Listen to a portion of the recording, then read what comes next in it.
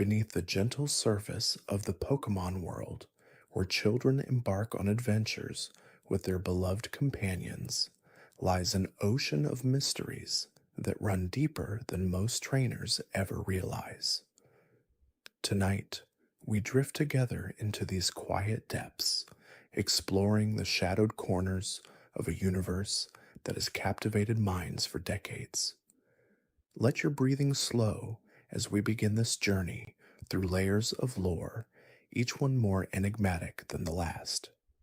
The Pokemon world presents itself as a realm of wonder and friendship, where creatures of extraordinary abilities live alongside humans in apparent harmony. Yet as we settle into this exploration, allow your mind to wander through the subtle inconsistencies and haunting implications that emerge when one looks beyond the cheerful facade. These are not tales of horror, but rather gentle mysteries that whisper of complexity beneath simplicity, of questions that linger long after the games are turned off and the episodes fade to black. Consider first the nature of the Pokeball itself, that iconic red and white sphere that serves as both home and prison to countless creatures. The technology behind these devices remains largely unexplained, operating on principles that seem to convert living beings into pure energy before storing them in a space that defies conventional physics. When a Pokemon is captured, where exactly do they go? The official explanations speak of a comfortable environment tailored to each species' needs, yet the implications of consciousness compressed into data streams raise questions that drift like morning mist through the mind. The process of capture itself carries an unsettling undertone when examined closely. Wild Pokemon, living freely in their natural habitats, are suddenly confronted by trainers who weaken them through battle before attempting to contain them within these mysterious spheres. The ease with which most Pokemon accept this transition suggests either a fundamental change in their nature upon capture or perhaps something more profound about the relationship between trainer and creature that transcends our understanding of free will. Moving deeper into these contemplative waters, we encounter the phenomenon known as evolution, though the term itself may be misleading. Unlike the gradual process of natural selection observed in our world, Pokemon evolution occurs as sudden, dramatic transformations that fundamentally alter a creature's physical form, abilities, and sometimes even personality. A gentle Caterpie becomes the fierce Butterfree. A playful Charmander transforms into the powerful Charizard. What happens to the original consciousness during these metamorphoses? Are they the same being, or does something essential change in that moment of brilliant light? The trading process adds another layer to this mystery. When Pokemon are exchanged between trainers through technological means, some species undergo immediate evolution as if triggered by the very act of changing ownership.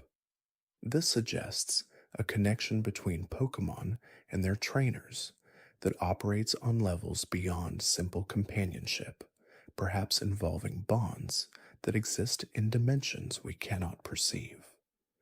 The loyalty that newly traded Pokemon sometimes struggle with hints at emotional complexities that mirror our own experiences of loss and adaptation.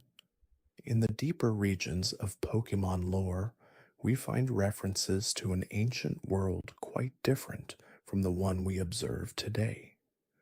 Archaeological evidence scattered throughout various regions tells of civilizations that worked alongside Pokemon in ways that seem more integrated than the trainer companion relationships of the modern era. Ancient murals depict humans and Pokemon sharing not just friendship, but what appears to be a more fundamental unity, suggesting that the current dynamic between species may be a relatively recent development in their shared history. The legendary Pokemon that inhabit the deepest layers of this mythology carry with them stories of cosmic significance. These beings are described not merely as powerful creatures, but as fundamental forces of nature itself, entities responsible for the creation and maintenance of reality as it exists within their world. Arceus, often referred to as the original one, supposedly shaped the universe from nothing, while others like Dialga and Palkia govern the very concepts of time and space. If such beings truly exist within this reality, their relationship to the ordinary Pokemon and humans who share their world becomes a question of almost theological proportions. The presence of ghost type Pokemon introduces perhaps the most contemplative mysteries of all. These creatures seem to exist in a state between life and death, many of them explicitly described as the spirits of deceased beings. Ghastly, Haunter, and Jengar are said to be composed of gas and shadow, while others like Yamask carry masks that bear the faces of the humans they once were. This suggests a cosmology where death is not an ending, but a transformation, where consciousness persists in forms that can still interact with the living world. The implications become even more intriguing when considering Pokemon like Cubone, forever wearing the skull of its deceased mother, or the various ghost types that are said to form from the spirits of lost children or lonely souls. These creatures exist as living reminders of mortality within a world that often seems to celebrate the eternal bonds between trainers and their companions. They whisper of losses that echo through generations, of grief that takes physical form and walks among the living. Regional variations in Pokemon species, known as different forms, suggest environmental pressures and adaptations that mirror real evolutionary processes, yet occur within time frames that seem impossibly brief.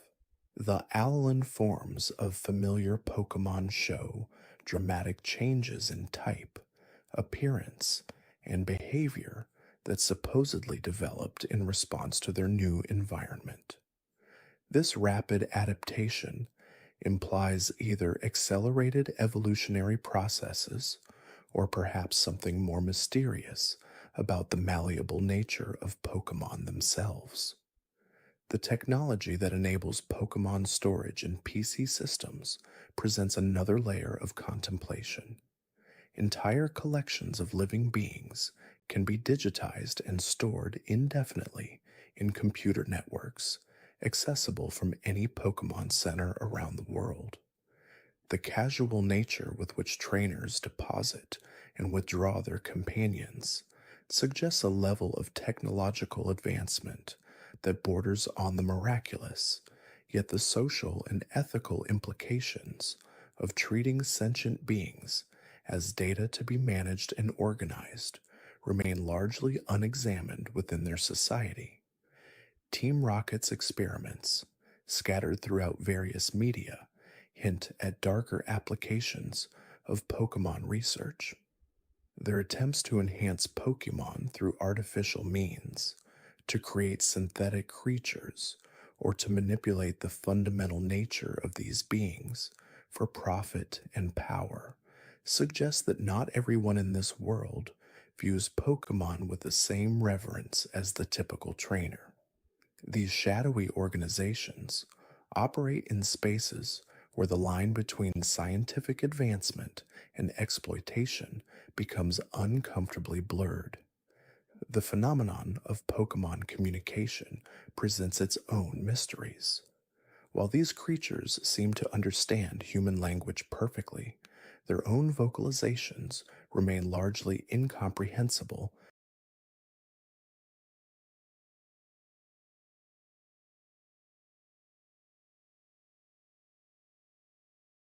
to most humans. Exceptions exist, such as Meowth of Team Rocket, who learned human speech through determination and love, or the various psychic type Pokémon who communicate through telepathy. This suggests that the barrier between human and Pokémon communication may not be insurmountable, raising questions about what other barriers might be artificial constructs rather than natural limitations. As we drift deeper into these contemplative depths, the very nature of the Pokemon world's reality begins to feel fluid and uncertain. The presence of multiple dimensions, alternate realities, and time traveling Pokemon suggests a cosmology far more complex than initially apparent.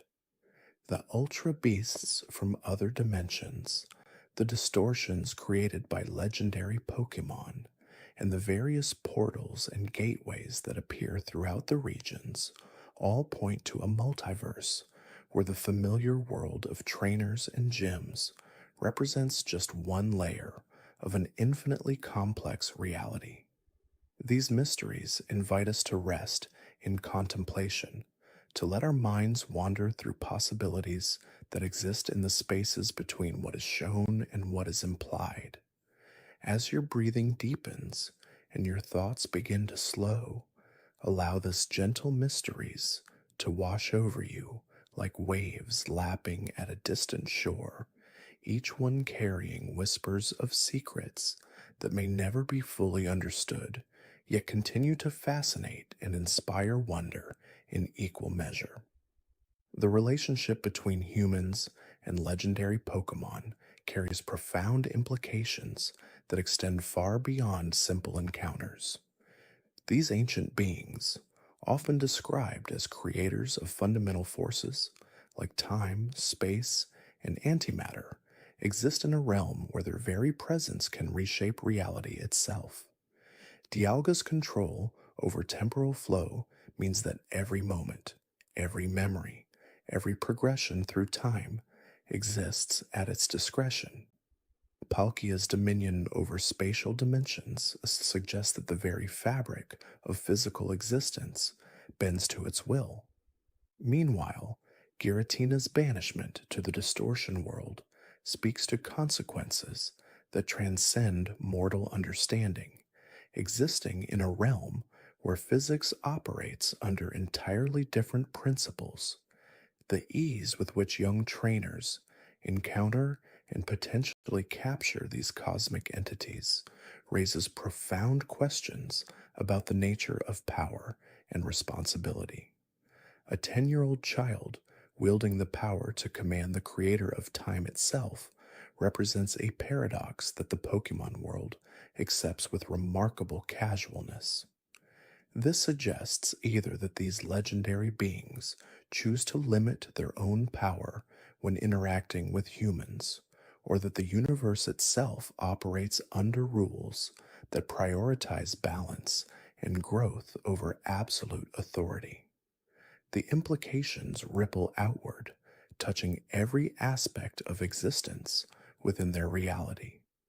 Archaeological evidence scattered throughout various regions hints at civilizations that understood these cosmic relationships far more deeply than contemporary society. Ancient ruins speak of partnerships between humans and Pokemon that transcended the modern trainer companion dynamic. The people of Sinnoh once built temples and monuments aligned with celestial events governed by legendary Pokemon. The Draconids of Hoenn maintained generational knowledge of Rayquaza's role in protecting their world from celestial threats. These connections suggest that humanity once possessed wisdom about their place in the cosmic order that has since been forgotten or deliberately obscured. The phenomenon of mega evolution introduces another layer of complexity to the relationship between trainer and Pokemon. This temporary transformation requires such perfect synchronization between human and Pokemon suggests that the bond transcends simple friendship or training partnership, entering territory that might be better described as spiritual fusion. The physical and emotional strain on both participants hints at the profound cost of accessing such heightened states of being. Regional variations in how Pokemon manifest and behave suggest that the world itself shapes these creatures in ways that extend beyond simple environmental adaptation. Alolan forms demonstrate how isolation and unique environmental pressures can fundamentally alter not just appearance, but typing and behavior patterns. The Galar region's Dynamax phenomenon shows how cosmic energy concentrated in specific locations can temporarily magnify Pokemon to enormous proportions. These regional mysteries imply that Pokemon exist in constant dialogue with their environment, shaped by forces both seen and unseen. The role of ancient artifacts and mysterious stones throughout the regions speaks to technologies and understanding that predate current civilization. Megastones, Z crystals, and Dynamax bands all represent crystallized forms of energy that modern science can utilize but not fully explain. The casual integration of these powerful artifacts into contemporary trainer culture suggests that current society exists atop layers of forgotten knowledge, using tools they inherited but no longer completely understand. The true origins of these items remain shrouded in prehistoric mysteries. Dreams and sleep take on particular significance in a world where Pokemon like Cresselia and Darkrai can manipulate the realm of slumber itself. The concept that dreams might be accessible dimensions, that nightmares could have physical manifestations through Darkrai's influence, or that peaceful sleep could be guaranteed through Cresselia's presence, transforms rest from a biological necessity into a supernatural experience. The implications suggest that consciousness itself operates under different rules in the Pokemon world, where the boundary between waking and sleeping states becomes permeable. The mystery of Pokemon eggs presents biological puzzles that challenge conventional understanding of reproduction and development.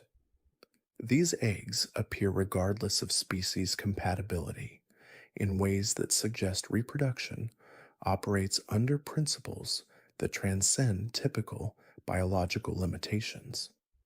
The speed of development, the influence of the trainer's care on hatching, and the mysterious appearance of eggs from unknown sources all point to reproductive processes that incorporate elements of consciousness, intention, and perhaps even reality manipulation.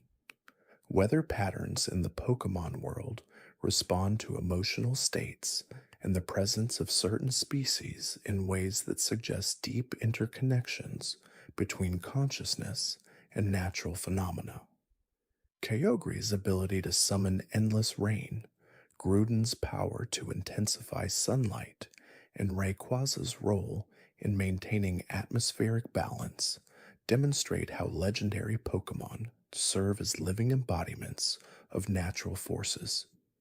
Even smaller Pokemon influence local weather patterns, suggesting that consciousness and environment exist in constant communication, each shaping the other in an endless dance of mutual influence. The phenomenon of shiny Pokemon introduces questions about rarity, destiny, and the nature of uniqueness itself. These alternate colorations appear with such mathematical precision that they suggest underlying patterns in reality itself. The reverence with which these variants are regarded implies cultural understanding. Uniqueness carries special significance. That deviation from the norm represents something precious rather than aberrant. This cultural attitude toward difference and rarity reflects deeper philosophical positions about the value of individuality within collective existence. Communication between species extends far beyond simple training commands, revealing layers of understanding that operate through channels not yet fully mapped by science or philosophy. The emotional bonds that develop between trainers and their Pokemon demonstrate forms of interspecies empathy that transcend language barriers. These connections often manifest in ways that suggest shared consciousness or emotional fields that allow for direct transmission of feelings, intentions, and even complex concepts without the need for verbal or physical communication. The presence of ghost type Pokemon raises fundamental questions about the nature of death, consciousness, and what lies beyond physical existence. These beings are often described as spirits of deceased Pokemon or humans, suggest that consciousness persists beyond bodily death in forms that remain interactive with the physical world. The casual acceptance of these spectral entities within Pokemon society implies a worldview where death represents transition rather than termination, where the boundaries between life and afterlife remain permeable and navigable. As these contemplations settle into the deeper recesses of consciousness, like sediment drifting slowly through dark waters, we find ourselves surrounded by mysteries that invite not resolution, but peaceful acceptance of wonder itself.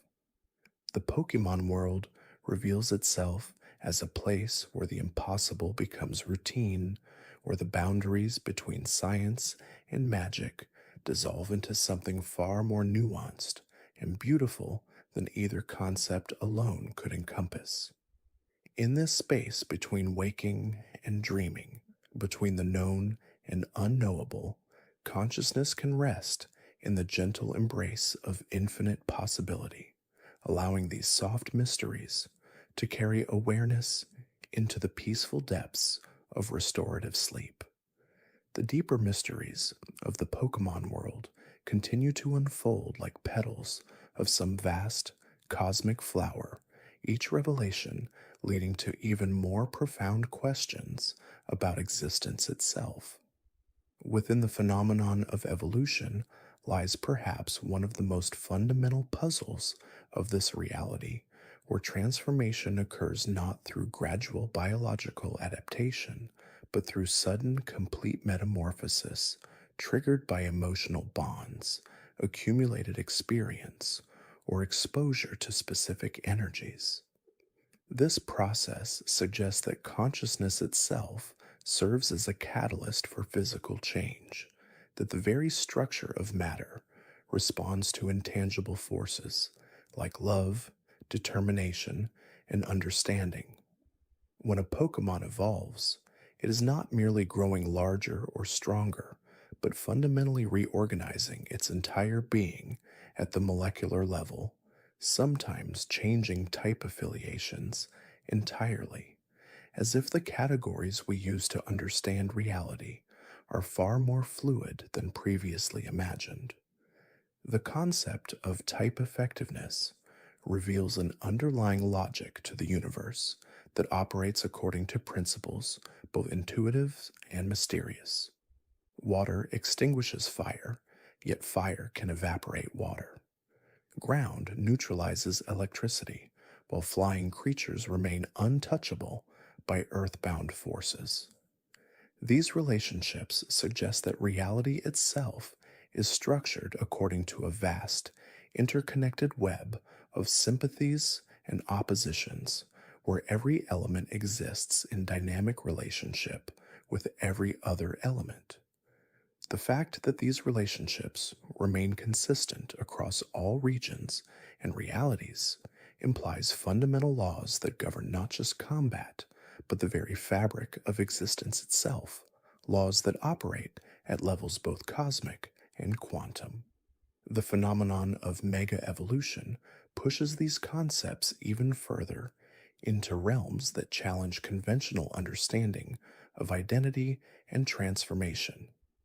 When a Pokemon undergoes mega evolution, it temporarily transcends its normal limitations through the power of an intense bond with its trainer, accessing states of being that seem to exist in potential rather than actuality until the moment of activation. This suggests that all creatures carry within themselves infinite possibilities for transformation, that the forms we perceive as fixed and final are merely temporary expressions of much deeper, more mutable essences. The temporary nature of mega evolution implies that such transcendent states require enormous energy to maintain, that touching these higher frequencies of existence demands sacrifice and cannot be sustained indefinitely without consequence. Regional variants of familiar Pokemon species reveal how environment and culture shape not just behavior, but fundamental biological expression. An Alolan Vulpix develops ice type characteristics in response to its snowy habitat, while a Galarian Ponyta manifests psychic abilities that seem to emerge from the mystical energies of ancient forests. These adaptations occur not over evolutionary timescales, but within generations, suggesting that consciousness and environment engage in active collaboration to produce forms perfectly suited to their circumstances. The speed and completeness of these adaptations imply that life itself possesses an intelligence that operates beyond individual awareness, a collective wisdom that guides species toward optimal expression within their chosen habitats. The mysterious phenomenon of Dynamax and Gigantamax in the Galar region introduces concepts that challenge basic assumptions about scale, energy, and the relationship between size and power. When Pokemon grow to enormous proportions, they are not simply becoming larger versions of themselves, but accessing energies that seem to flow from the very landscape itself. The Dynamax phenomenon appears connected to specific locations where ancient energies have accumulated over millennia, suggesting that the Earth itself stores and releases power in ways that conscious beings can learn to channel and direct. The temporary nature of these transformations implies that such massive alterations of scale require careful balance, that the forces involved are so potent they must be approached with reverence and restraint. The existence of ultra beasts from alternate dimensions reveals that the Pokemon world is but one layer in a vast multiverse of interconnected realities. These beings, arriving through mysterious ultra wormholes, bring with them energies and characteristics that seem alien yet somehow familiar, as if all realities share common underlying principles despite their surface differences. The fact that these interdimensional visitors can be befriended and trained suggests that consciousness serves as a universal language, that awareness itself transcends dimensional boundaries and allows for communication across the vast gulfs that separate different planes of existence. Time travel, as demonstrated by Pokemon like Celebi and Dialga, reveals that temporal flow is far more malleable than linear experience suggests. The ability to move backward and forward through time implies that past, present, and future exist simultaneously in some higher dimensional framework, that what we experience as sequential moments are merely different perspectives on a unified temporal structure. The casual acceptance of time travel within Pokemon society suggests a worldview where causality operates according to principles more complex and forgiving than simple cause and effect, where paradoxes resolve themselves through mechanisms that operate beyond conventional logic. The concept of parallel universes, hinted at through various games and storylines, suggests that every choice, every battle, every friendship creates branching paths through reality itself. These alternate timelines exist not as mere possibilities, but as fully realized worlds where different decisions led to different outcomes.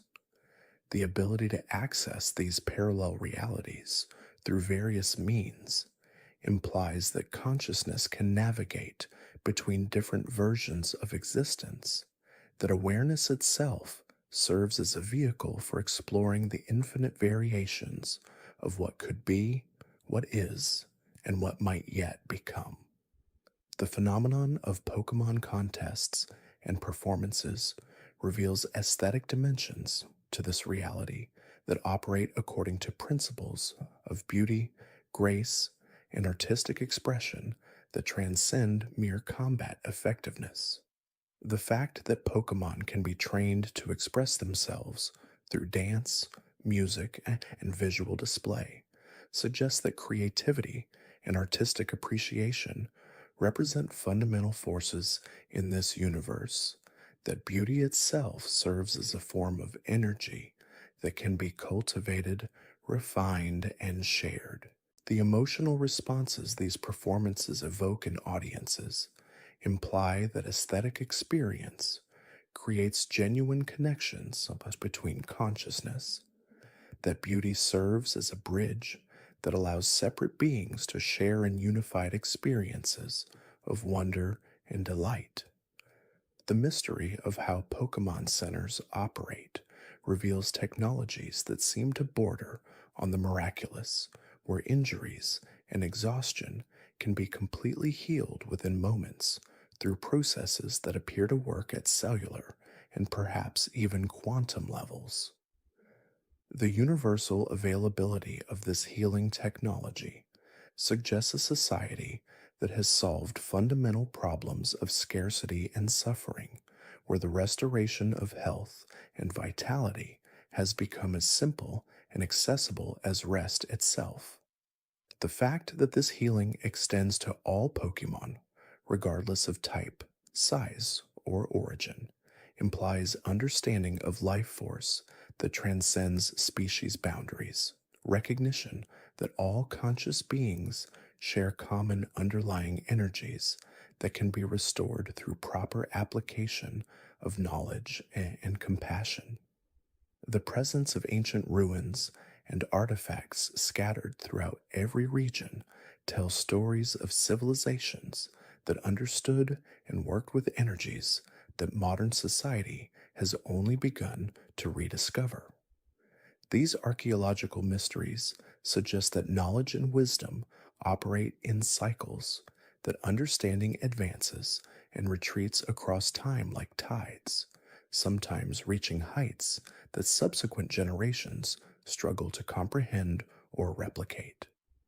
The fact that these ancient sites often serve as homes for powerful Pokemon implies that certain locations accumulate and maintain energies across vast spans of time, that the landscape itself serves as a repository for wisdom and power that patient consciousness can learn to access. As these gentle mysteries continue to unfold in the quiet spaces between thoughts, like morning mist rising from still waters, the mind finds itself embraced by the profound peace that comes from contemplating questions too beautiful to require answers. In this realm, where science and wonder dance together in eternal harmony, where every mystery reveals new depths of beauty and meaning, consciousness can release its need to understand and simply rest in the infinite gentleness of eternal mystery, allowing these soft contemplations to guide awareness into the deep, restorative embrace of peaceful sleep. The relationship between trainers and their Pokemon partners reveals layers of connection that extend far beyond simple companionship into realms where consciousness itself seems to merge and flow like streams converging into larger rivers. The phenomenon of synchronization that develops between trainer and Pokemon during battle suggests forms of communication that transcend language, where intention and understanding pass between minds through channels that science has yet to fully map or comprehend. This deep attunement speaks to fundamental principles of resonance that may govern all conscious interaction, where beings who share purpose and mutual respect begin to vibrate at frequencies that allow their individual awareness to blend into something greater than the sum of their separate selves. The mystery of how Pokemon eggs form and develop points toward reproductive processes that seem to exist partially outside conventional biological frameworks, where new life emerges through mechanisms that blend physical reality with more ethereal creative forces. The fact that these eggs can appear through partnerships between Pokemon of vastly different species suggests that compatibility and attraction operate according to principles that transcend simple genetic matching, that consciousness itself plays an active role in determining which combinations of traits and energies will prove fertile and generative. The incubation period required for these eggs varies in ways that seem connected to the complexity and power level of the emerging Pokemon, as if the universe itself requires different amounts of time to weave together the intricate patterns of energy and matter that will comprise each unique being. The phenomenon of Pokemon evolution represents transformation processes that appear to operate through sudden quantum leaps rather than gradual change, where accumulated experience and energy reach critical thresholds that trigger complete reorganization of form and capability. These metamorphoses suggest that growth and development follow nonlinear patterns in this universe, where patient accumulations of subtle energies eventually reaches tipping points that allow consciousness to restructure its physical expression in dramatic and often beautiful ways. The fact that some evolutions require specific conditions like exposure to certain stones, times of day, or emotional states implies that transformation depends upon alignment between internal readiness and external circumstances. That change occurs most powerfully when inner preparation meets appropriate environmental support. The existence of legendary Pokemon who seem to embody and regulate fundamental forces of nature suggests hierarchies of consciousness that extend from individual awareness up through cosmic principles that govern reality itself. These beings appear to serve as living interfaces between abstract concepts like time, space, and creation and the concrete experiences of ordinary life, translating universal principles into forms that finite consciousness can encounter and relate to meaningfully. Their tendency to remain hidden, except during periods of great need or imbalance, implies that the deepest powers in this universe operate through principles of subtlety and restraint, intervening directly only when gentler influences prove insufficient to maintain necessary harmony. The technology that enables Pokemon to be converted into energy and stored within compact devices reveals understanding of matter and consciousness that borders on the mystical, where the boundary between physical form and pure information becomes fluid and permeable. This conversion process suggests that identity and essence exist independently of specific material configurations, that consciousness can maintain continuity and integrity even while its physical substrate undergoes complete transformation. The fact that Pokemon retain all their memories, personalities, and relationships after being stored and recalled implies that the most fundamental aspects of being exist at levels that transcend ordinary matter, in dimensions where information and awareness persist regardless of their temporary physical expressions. The global communication networks that allow trainers to trade and battle across vast distances demonstrate technologies that seem to operate through principles of instantaneous connection, where space itself becomes transparent to properly focused intention and energy. Those systems suggest that separation and distance represent illusions of limited perception rather than absolute barriers, that consciousness equipped with appropriate tools can transcend geographical constraints to create immediate and intimate connections with other aware beings, regardless of their physical location.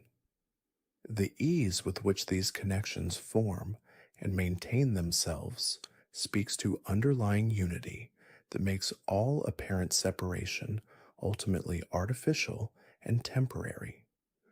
The weather patterns that shift and change in response to the presence and activities of certain Pokemon reveal relationships between consciousness and environment that extend far beyond simple cause and effect into realms where thought and feeling directly influence physical reality. These meteorological responses suggest that the atmosphere itself possesses sensitivity to emotional and psychic energies, that the boundary between inner states and outer conditions remains more porous and interactive than conventional understanding typically acknowledges. The fact that these weather changes often reflect the emotional states or natural affinities of the Pokemon involved implies that all consciousness exists in constant dialogue with its surroundings, continuously exchanging information and energy in ways that shape both inner experience and external circumstances. The phenomenon of shiny Pokemon, where individuals occasionally manifest with unusual coloration and enhanced vitality, points toward principles of rarity and uniqueness that seem to operate through mechanisms of pure chance elevated to the level of cosmic artistry. These special variants appear at frequencies that suggest the universe itself engages in creative play, occasionally expressing familiar forms through unexpected palettes that transform the ordinary into the extraordinary through simple shifts in visual presentation. The heightened desirability of these rare individuals speaks to deep appreciation for uniqueness and beauty that transcends mere functionality, recognition that diversity and variation represent treasures worth seeking and celebrating for their own sake. The ability of certain moves and abilities to manipulate time, space, and probability demonstrates that Pokemon possess access to fundamental forces that govern reality at its deepest levels, wielding powers that reshape the basic parameters within which experience unfolds. These capabilities suggest that consciousness, when properly developed and focused, can transcend the apparent limitations imposed by physical law to directly influence the underlying structures that determine what becomes possible within any given moment. The fact that these reality altering abilities can be learned and improved through practice implies that the boundaries between mind and universe remain far more flexible and permeable than ordinary awareness typically recognizes. The healing properties found in various berries and natural remedies throughout the Pokemon world reveal ecosystems where plants and minerals naturally concentrate therapeutic energies that can address specific ailments and imbalances with precision and gentleness. These natural pharmacologies suggest that the environment itself serves as a vast medicine cabinet where every condition finds its appropriate remedy through patient observation and respectful harvesting of nature's abundant healing gifts.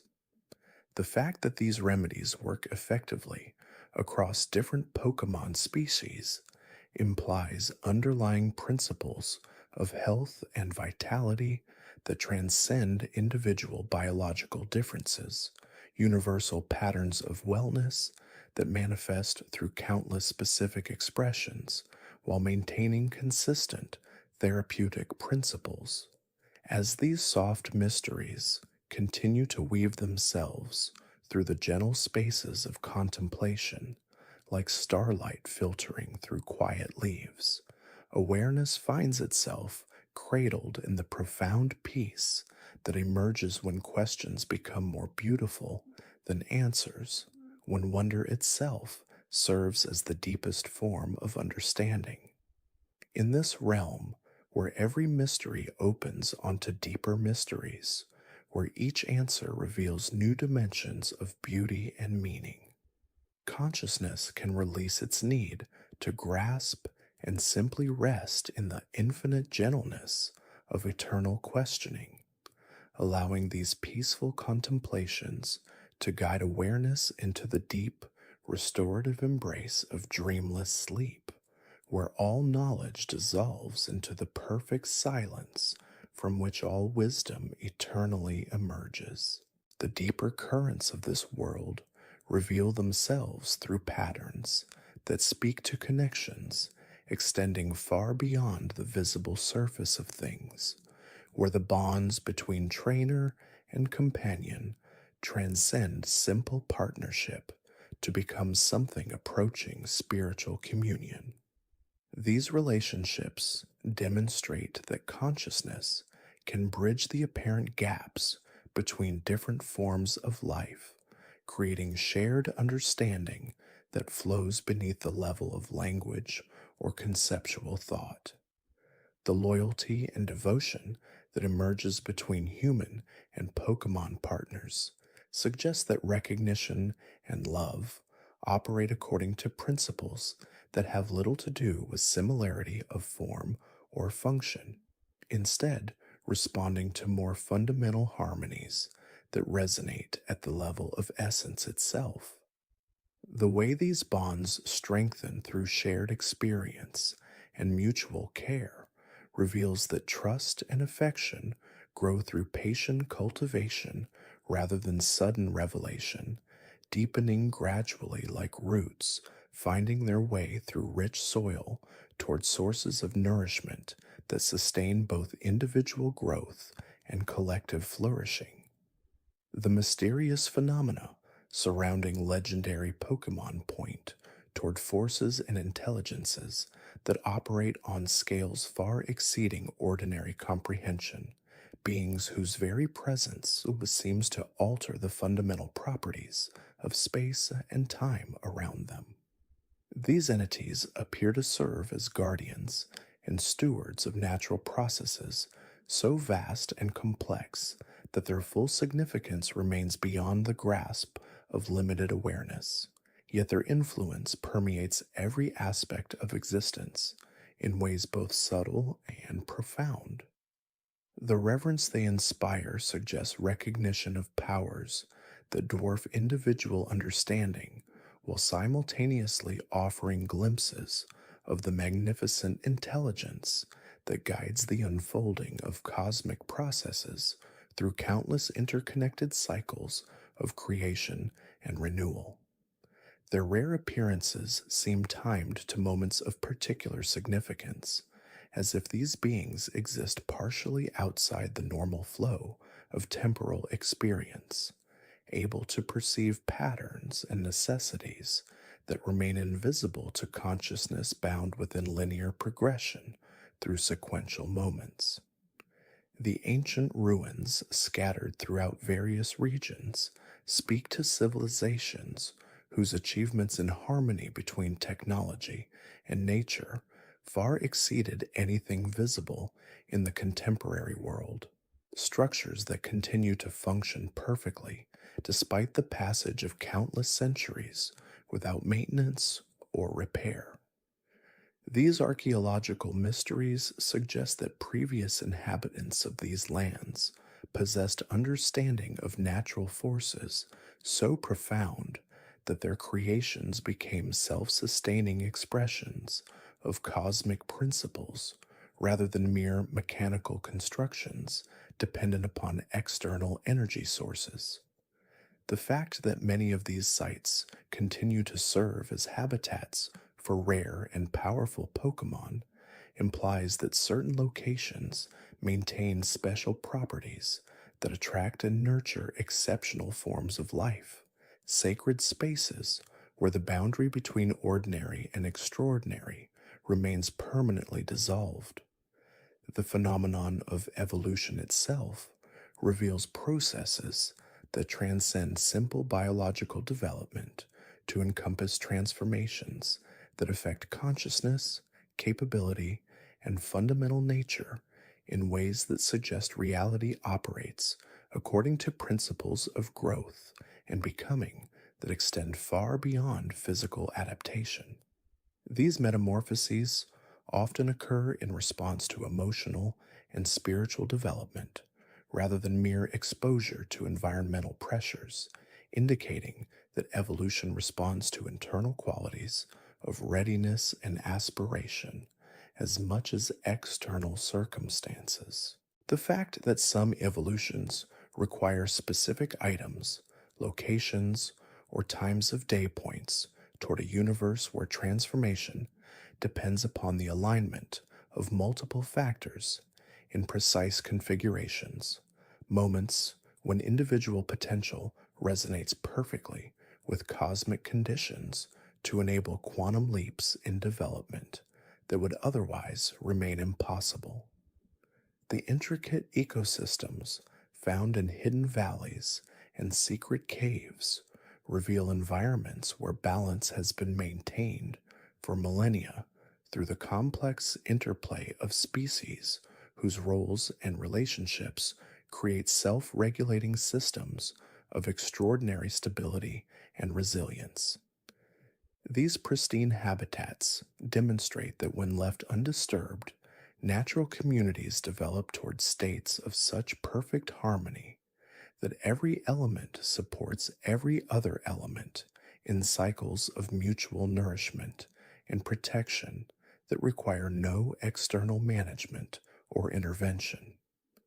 The rare Pokemon found only in these untouched sanctuaries often possess abilities and characteristics that reflect the pure expression of natural forces, unmodified by contact with human influence, living embodiments of the creative principles that guide evolution when allowed to unfold according to its own deepest wisdom. The weather patterns that respond to the emotional states and activities of certain Pokemon reveal connections between consciousness and atmospheric conditions that suggest the boundary between internal experience and external environment remains far more permeable than ordinary awareness typically recognizes. These meteorological sensitivities demonstrate that feeling and weather exist within the same continuum of natural expression, different aspects of a unified field of energy that responds to shifts in emotional climate with the same immediacy that physical atmosphere responds to changes in temperature and pressure. The ability of some creatures to summon specific weather conditions at will indicates mastery of principles that govern the manifestation of environmental states through focused intention and aligned awareness. The mysterious properties of certain stones and crystals that facilitate evolution and enhance natural abilities point toward a mineral kingdom that serves as a repository of concentrated natural energies, geological formations that store and amplify the fundamental forces that drive growth and transformation throughout the living world. These evolutionary catalysts suggest that the Earth itself participates actively in the development of conscious beings, offering precisely the energetic support needed to enable transitions that would otherwise require vast amounts of time and gradual accumulation of experience. The fact that these stones often appear in locations of particular natural beauty or significance implies that the planet concentrates its transformative gifts in places where the harmony between all elements reaches especially high levels of integration and balance.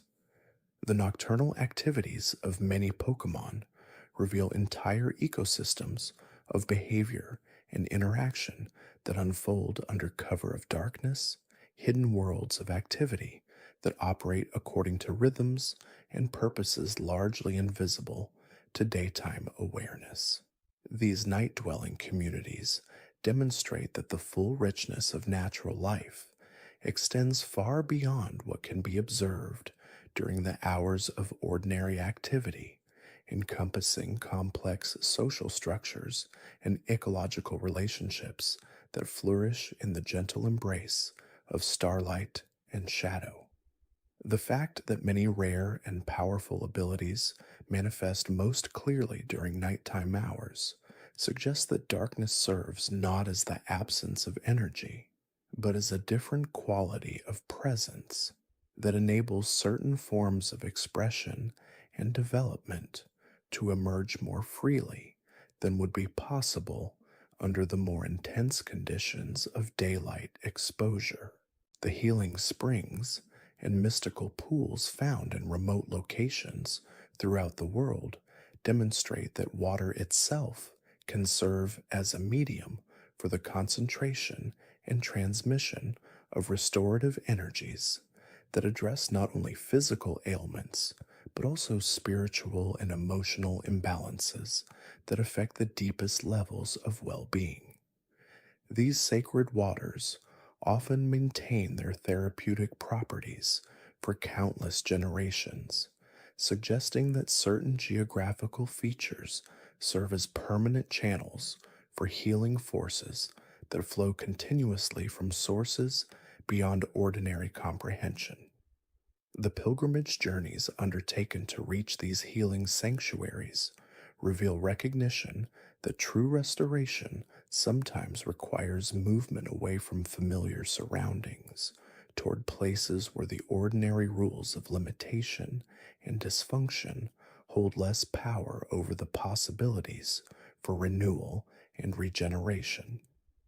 As these gentle mysteries continue their eternal dance through the quiet spaces of contemplation, consciousness finds itself drawn ever deeper into the profound peace that emerges when understanding transcends the need for definitive answers, when wisdom reveals itself as the capacity to rest comfortably within the infinite beauty of eternal questioning.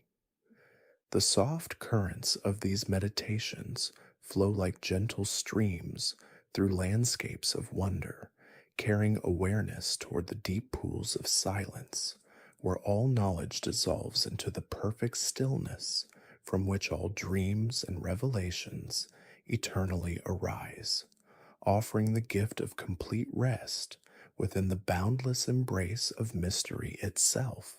The subtle, almost imperceptible shifts in temperature and atmospheric pressure that precede significant weather events are often sensed by certain Pokemon long before humans become aware of them, suggesting a profound attunement to the Earth's subtle energy flows. This innate ability allows them to seek shelter or alter their behaviors in anticipation of storms, earthquakes, or even volcanic activity, demonstrating a deep, instinctual wisdom rooted in their connection to the planet. These meteorological sensitivities are not merely survival mechanisms, but are indicative of a deeper symbiotic relationship with their environment, where the Pokemon acts as a living barometer, reflecting the mood and oscillations of the natural world around them. The ancient tales speak of Pokemon that could calm raging storms or summon gentle rains, abilities that hint at a more active role in shaping weather patterns, not just reacting to them. These legendary feats, while shrouded in myth, suggest a time when the veil between natural phenomena and Pokemon abilities was thinner, a period where their presence was intrinsically woven into the very fabric of climatic cycles. The phenomenon of Pokemon evolving through trade, a process that transcends individual growth and requires interaction with another, speaks to the profound importance of interconnectedness and cooperation in the world. It suggests that certain developmental pathways are unlocked not through solitary effort, but through the merging of individual journeys, a shared experience that catalyzes a transformation beyond what either could achieve alone. This unique evolutionary method emphasizes the value of partnership, of relinquishing a Pokemon to another's care, trusting that the separation will lead to a greater form for both. It is a testament to the idea that true growth often requires stepping outside of one's comfort zone, embracing new relationships, and allowing for the influence of another's spirit to contribute to one's own unfolding. The energy exchanged during a trade, though unseen, acts as a conduit for this transformation, a silent pact between trainers and Pokemon that culminates in a new, more powerful form. This concept extends beyond mere gameplay mechanics, touching upon philosophical notions of interdependence and the idea that our personal evolution is often shaped by the connections we forge with others. The distinct regional forms of many Pokemon, exhibiting different typings, appearances, and abilities depending on their native habitat, illustrate the powerful influence of environment on biological adaptation and the incredible diversity that arises from specific ecological pressures. These variations are not merely cosmetic, they represent a deep genetic response to unique climates, food sources, and predatory challenges, a testament to the Earth's intricate tapestry of biomes. Each regional form tells a story of survival and thriving in a particular niche, a living record of generations of adaptation to distinct environmental cues. For instance, a Pokemon accustomed to a snowy, mountainous region might develop ice-type characteristics and a thicker coat, while its counterpart in a volcanic area might become fire-typed with heat-resistant scales. This divergence highlights the incredible plasticity of life and how, even within the same species, nature can sculpt entirely different expressions based on the demands of the landscape. It speaks to the infinite creativity of evolution, constantly experimenting, refining, and diversifying life to fill every conceivable ecological role, creating a rich mosaic of biodiversity across the various regions of the world. The curious phenomenon of Pokemon that are born from inanimate objects such as magnets, candles, or even ancient pottery suggests a form of animism within the Pokemon world, where spiritual essences can imbue and awaken non living matter. This implies that the very fabric of existence is permeated with a latent life force capable of coalescing and manifesting as sentient beings under certain, perhaps mystical, conditions. It challenges the conventional understanding of biological origins, hinting at a reality where consciousness is not exclusively bound to organic forms but can emerge from the material world itself. These object based Pokemon are living proof that spirit can inhabit form in ways that defy simple categorization, suggesting that the line between the animate and inanimate is far more porous than commonly perceived. They stand as a quiet reminder of the inherent potential for life and sentience to arise from the most unexpected sources, blurring the boundaries between what is considered alive and what is merely object. This animistic perspective imbues the world with a deeper sense of enchantment, where every stone, every artifact, every element holds the potential for a hidden life, waiting for the right conditions to awaken. The concept of fossil Pokemon, resurrected from ancient genetic material preserved in stone, offers a profound glimpse into prehistoric eras and the processes of extinction and revival.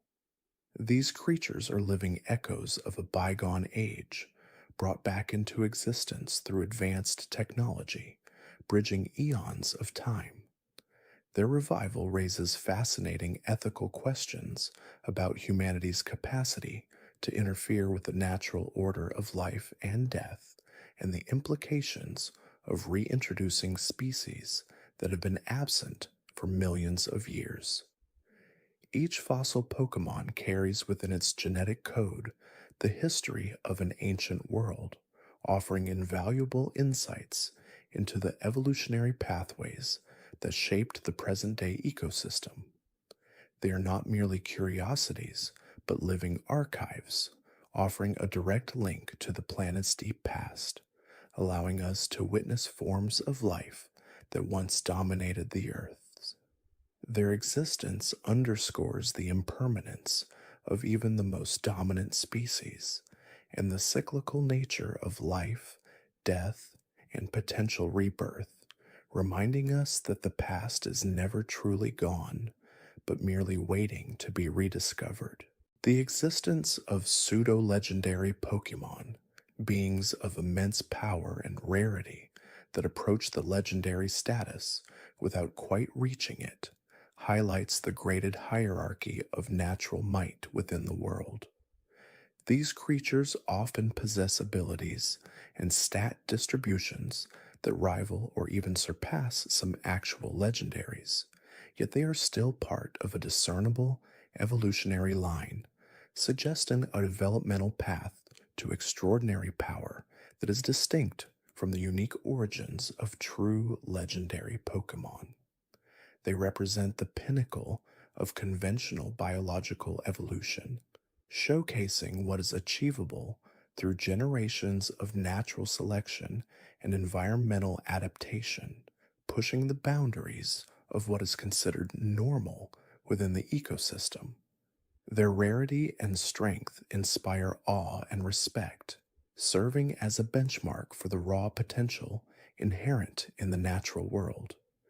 These pseudo-legendaries bridge the gap between the common and the divine, illustrating that while some powers are unique to creation itself, others can be forged through the relentless, magnificent crucible of evolution, proving that even within the realm of the extraordinary, there are varying degrees of splendor and mystery. The phenomenon of shiny Pokemon, rare color variations that appear randomly in nature, speaks to the subtle, unpredictable beauty of genetic mutation and the vast, largely unexplored depths of genetic diversity within species. These iridescent forms, while possessing no inherent strength advantage, are highly prized for their aesthetic uniqueness, serving as a reminder that beauty often lies in rarity and deviation from the norm. Their existence is a gentle whisper from the genetic code, a momentary flicker of a different possibility, a playful deviation in the grand tapestry of life. Each shiny Pokemon is a statistical marvel, a testament to the endless permutations that can arise from even the smallest genetic changes. They encourage an appreciation for the subtle variations that exist within any population, reminding us that even within established patterns, there's always room for the unexpected and the uniquely beautiful. The pursuit of these rare forms becomes a meditative act of patience and observation, a quiet acknowledgement of the wonders that can emerge when nature decides to paint outside the lines. The intricate social structures and communication methods observed in various Pokemon species, from complex pack dynamics to elaborate vocalizations and body language, reveal a sophisticated level of intelligence and emotional depth that often mirrors or even surpasses human understanding of animal behavior. These communities sort of demonstrate intricate systems of cooperation, hierarchy, and care, showcasing a range of social complexities that challenge anthropocentric views of intelligence. The silent exchanges between a herd of Pokemon, the protective instincts of a parent, the playful interactions of young ones, all paint a picture of a world rich with unspoken narratives and deeply felt connections. Their communication, often beyond the range of human hearing or perception, might involve subtle energy shifts, pheromonal signals, or even telepathic links, suggesting a broader spectrum of sensory engagement with their environment and each other. These nuanced interactions highlight a vibrant, sentient world operating beneath the surface of our everyday observation, inviting us to look closer, listen more intently, and perhaps to learn from their harmonious existence. The concept of Pokemon learning and adapting through battle, developing new techniques, and strengthening their bonds with their trainers illustrates a powerful feedback loop between challenge, growth, and relationship. Each confrontation, whether a victory or a defeat, serves as a lesson, refining their abilities and deepening their understanding of their own power and their partner's intentions. This process is not merely about gaining experience points. It is a profound journey of self discovery and mutual trust where the Pokemon and trainer evolve together through shared trials. The friendship mechanic, where a Pokemon's performance is enhanced by the strength of its bond with its trainer, further emphasizes the symbiotic relationship, suggesting that emotional connection is as vital to growth as physical training. It speaks to the idea that true strength is not solely an individual attribute, but is forged in the crucible of shared experience and unwavering companionship. The battles, therefore, are not merely contests of strength, but arenas for profound personal and relational development, where every challenge serves to strengthen the ties that bind. The existence of Pokemon that are directly influenced by celestial bodies, such as the moon or sun, suggests a deep cosmic connection between life on Earth and the wider universe. These Pokemon often exhibit altered forms, abilities, or behaviors depending on the phase of the moon or the time of day, illustrating a profound attunement to astronomical cycles. This connection goes beyond mere environmental adaptation. It points to a spiritual or energetic link where the distant forces of the cosmos directly shape the very essence of living beings. A Pokemon whose power waxes and wanes with the lunar cycle, or one that draws strength from the sun's fiery embrace, serves as a living testament to the interconnectedness of all things, from the smallest organism to the grandest celestial sphere. It reminds us that our planet is not an isolated entity, but is constantly bathed in and influenced by the energies of the universe, and that life itself is a cosmic dance, responding to rhythms far beyond our immediate perception. This celestial influence imbues the Pokemon world with a sense of wonder and vastness, hinting at mysteries that extend far beyond our planetary boundaries. The phenomenon of regional variance for human characters, where certain individuals share names or roles across different regions but possess distinct appearances or backstories, subtly hints at a multiverse or parallel dimensions within the Pokemon world. This concept suggests that while core archetypes or roles might persist across different realities, the specific manifestations of those archetypes can vary wildly, creating a rich tapestry of alternate histories and possibilities.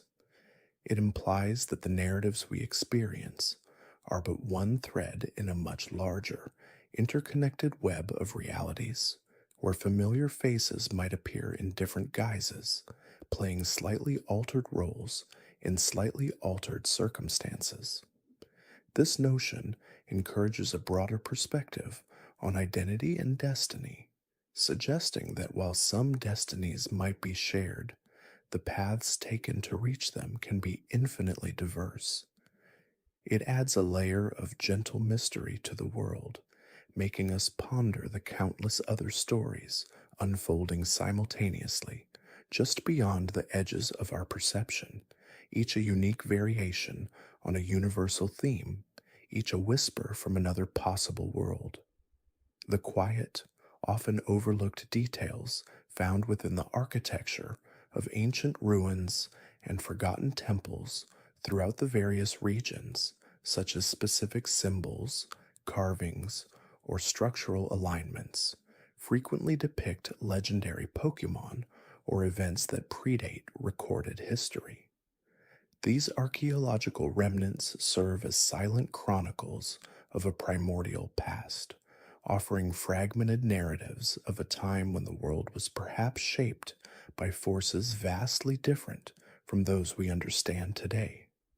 The weathered stones and faded frescoes whisper tales of ancient deities, cosmic battles, and the very genesis of the world as we know it. These architectural clues are not merely decorative, but are deliberate attempts by ancient civilizations to preserve knowledge, to honor the powerful beings that shaped their world, and to perhaps even influence future events through their construction. They suggest a reverence for the legendary Pokemon, not just as powerful creatures, but as fundamental forces of nature, integral to the balance and continued existence of the world. Each ruin is a puzzle, waiting for its pieces to be reassembled, offering a glimpse into a time when myth and reality were inextricably intertwined, and the boundaries between the natural and the supernatural were far less defined, inviting us to contemplate the deep, resonant echoes of history that still linger in the silent stones. The pervasive presence of a distinct type of shadow economy within the Pokemon world, operating subtly beneath the surface of the mainstream, suggests a more complex social structure than initially perceived. This shadow economy often manifests through seemingly innocuous side quests or interactions with non player characters who deal in rare items, unconventional services, or information that isn't readily available through official channels. It's not necessarily illicit in a criminal sense, but rather an alternative network for goods and services that cater to niche demands or operate outside the established norms. Think of the hidden vendors in remote locations selling rare evolution stones, or individuals offering to train your Pokemon in unusual ways that aren't sanctioned by the Pokemon League. These interactions paint a picture of a world where not everything is neatly organized or centrally controlled, where entrepreneurial spirits find ways to fill gaps in the market, sometimes blurring the lines between legitimate trade and a more informal, unregulated exchange. This shadow economy highlights the resourcefulness of its inhabitants and hints at a diverse range of motivations and values that exist beyond the competitive drive of Pokemon battling. It suggests that even in a world seemingly dominated by a single, overarching institution, there are always undercurrents of individual initiative and alternative pathways, creating a rich and somewhat decentralized web of commerce and interaction. This quiet underbelly of the Pokemon world adds a layer of depth, reminding us that even in a seemingly bright and adventurous setting, there are always hidden corners and unspoken rules that govern the flow of goods and information, weaving a more intricate tapestry of daily life. The subtle, yet recurring theme of Pokemon possessing a form of sentience or consciousness that transcends mere animalistic instinct is a profound undercurrent throughout the lore. This isn't just about their ability to understand human speech or follow commands. It's about their demonstrated capacity for complex emotions, moral reasoning, and even personal ideologies. We see Pokemon making decisions that defy simple programming, showing empathy, loyalty, and even self sacrifice. Consider the tales of legendary Pokemon intervening to protect ecosystems, or individual Pokemon forming deep, almost philosophical bonds with their trainers, going beyond the simple master servant dynamic. This suggests an innate wisdom, a silent understanding of the world and their place within it that is often overlooked in the pursuit of strength or conquest. It prompts us to consider the ethical implications of their capture and training, elevating them from mere creatures to beings with their own intrinsic rights and perspectives. This deeper sentience imbues every interaction with a profound significance, transforming battles into contests of will and understanding, and companionship into a dialogue between two distinct but interconnected minds. It makes us question the very definition of intelligence and personhood, extending these concepts to a wider spectrum of life forms and encouraging a more respectful and contemplative approach to our interactions with them. The quiet dignity exhibited by many Pokemon, even those of seemingly simple design, whispers of a complex inner world, full of thought and feeling far beyond what our immediate observations might suggest. The curious absence of an overarching unified global government or international body, despite the clear and frequent interactions between distinct regions, implies a fascinating decentralized power structure within the Pokemon world. While each region possesses its own Pokemon League, law enforcement, and local authorities, there doesn't appear to be a singular global entity dictating policy or maintaining universal peace. This suggests a reliance on regional autonomy and perhaps a form of unwritten diplomatic understanding between these independent entities. The various regions, with their unique cultures and ecosystems, seem to coexist and interact through established trade routes, communication networks, and the universal language of Pokemon battling, rather than through a top down administrative structure. This decentralized model speaks to a world where local identities and self governance are highly valued, and where cooperation arises more organically from shared interests and mutual respect rather than from enforced mandates. It highlights a pragmatic approach to global relations where the focus is on maintaining regional stability and fostering individual prosperity, allowing for a rich diversity of governance styles and societal norms to flourish. This absence of a monolithic global power also leaves room for individual heroes and trainers to make a significant impact on a broader scale, as their actions are not necessarily constrained by bureaucratic red tape or international protocols, creating a sense of individual agency that is deeply woven into the fabric of the world. It's a quiet testament to the belief in self determination and the power of localized communities to chart their own course, even in a world as vast and interconnected as this one. The recurring motif of ancient technologies that far surpass contemporary understanding, often discovered in ruins or attributed to long lost civilizations, hints at cyclical periods of advanced development and subsequent decline within the Pokemon world's history. These technologies are not merely relics, they represent a peak of scientific and magical integration that modern society has yet to fully replicate or even comprehend. Think of the intricate mechanisms of ancient Pokeballs, the power sources of legendary artifacts, or the sophisticated environmental manipulation observed in historical records. This suggests that history is not a linear progression, but rather a series of ascents and descents, where knowledge can be lost to time, only to be rediscovered or reimagined centuries later. It implies a deeper, more complex historical narrative than a simple march towards progress, acknowledging that civilizations can rise to great heights and then, for reasons unknown, recede, leaving behind enigmatic remnants of their brilliance.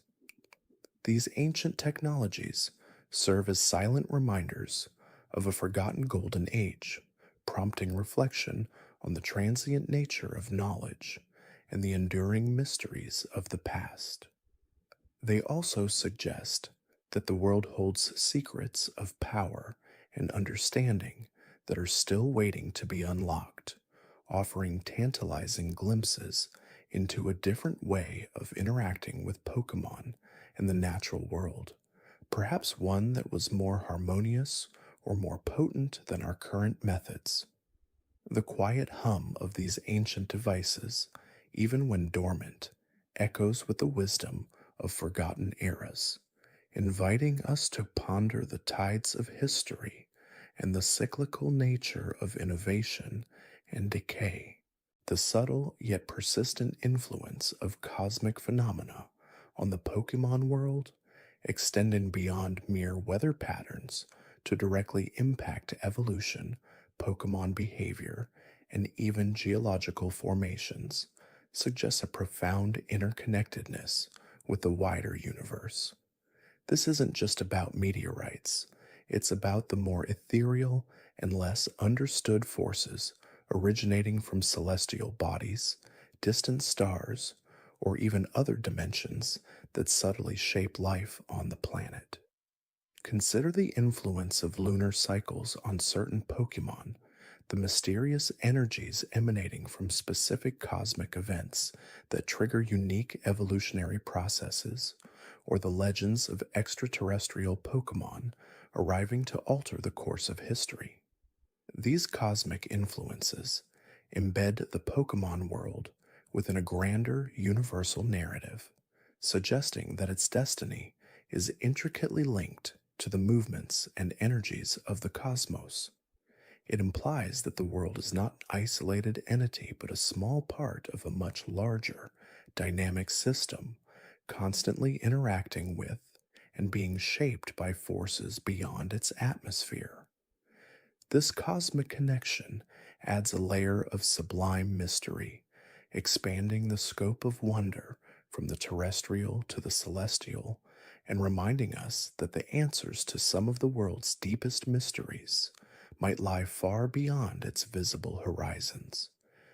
The quiet sparkle of distant stars, the gentle pull of a faraway moon, all these subtle forces are constantly at play, weaving a universal tapestry that influences every living thing in ways we are only beginning to perceive, offering a sense of vastness and interconnectedness that transcends the immediate world.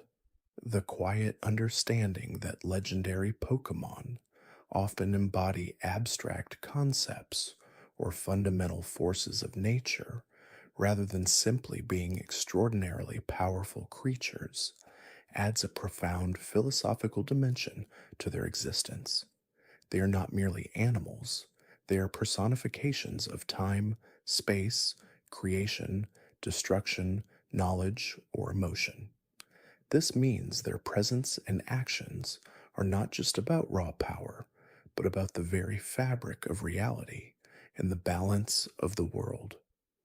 Their interventions are often cosmic in scale, maintaining equilibrium or restoring order when fundamental principles are threatened.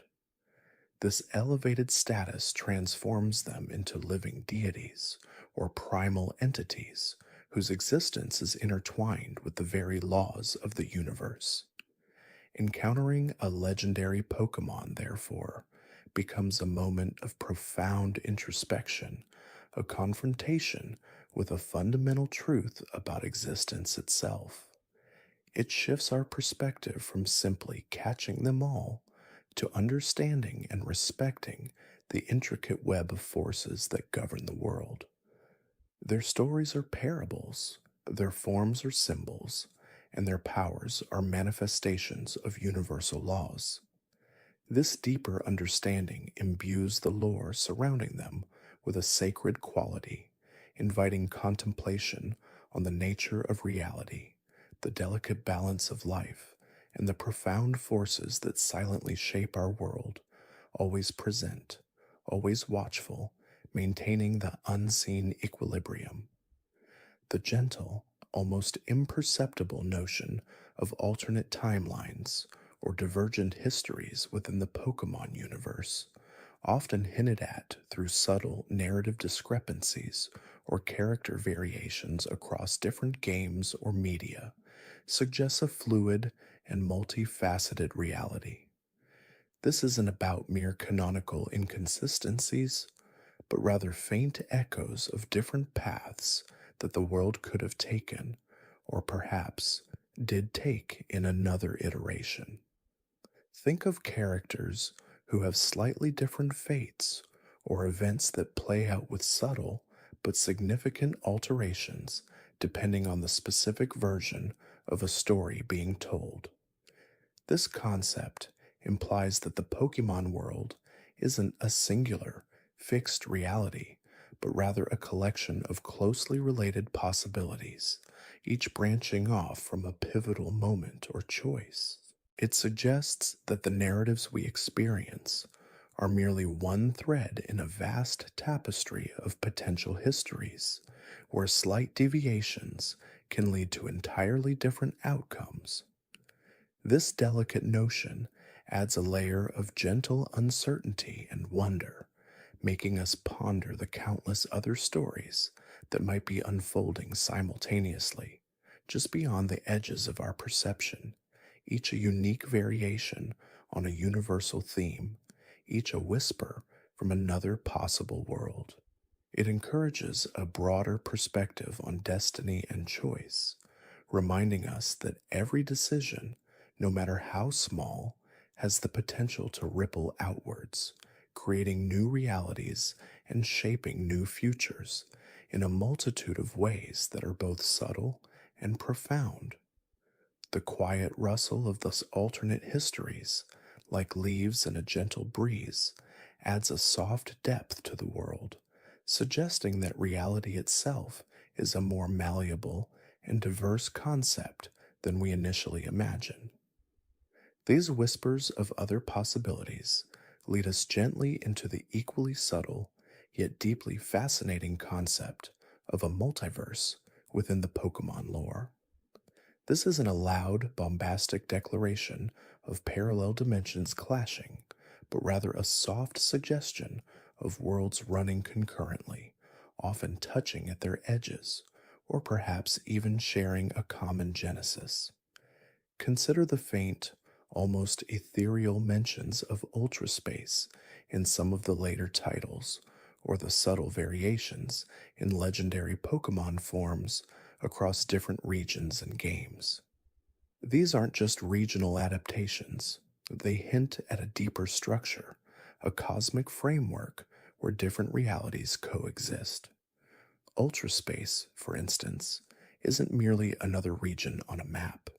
It's a dimension entirely separate from the familiar Pokemon world, accessible only through tiers in the fabric of space-time. The Ultra Beasts, with their alien appearances and unique properties, are not merely exotic Pokemon. They are beings from these other dimensions, their very presence a testament to the existence of worlds beyond our own. The notion of a multiverse allows for a gentle reconciliation of seemingly contradictory lore elements.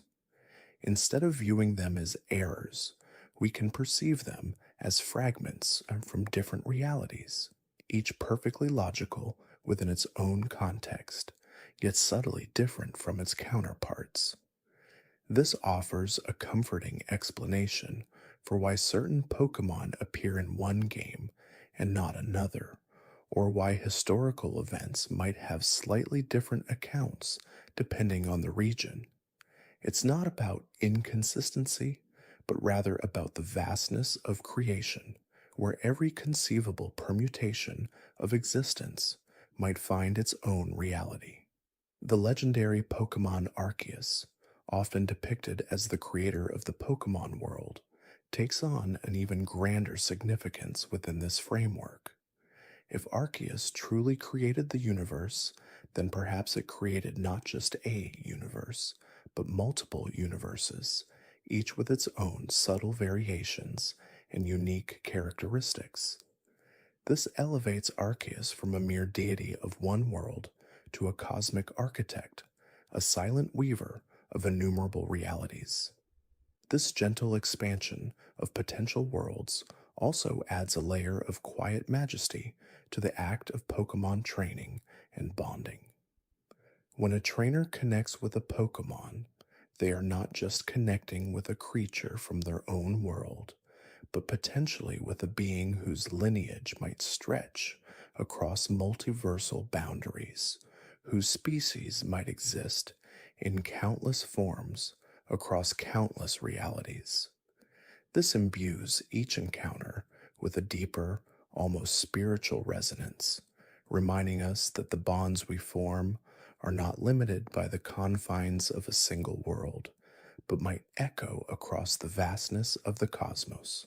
The multiverse, in this context, is not a chaotic maelstrom of conflicting realities, but rather a serene ocean of possibilities, each wave a unique world, each ripple a different story, all existing in harmonious, if sometimes distant, coexistence.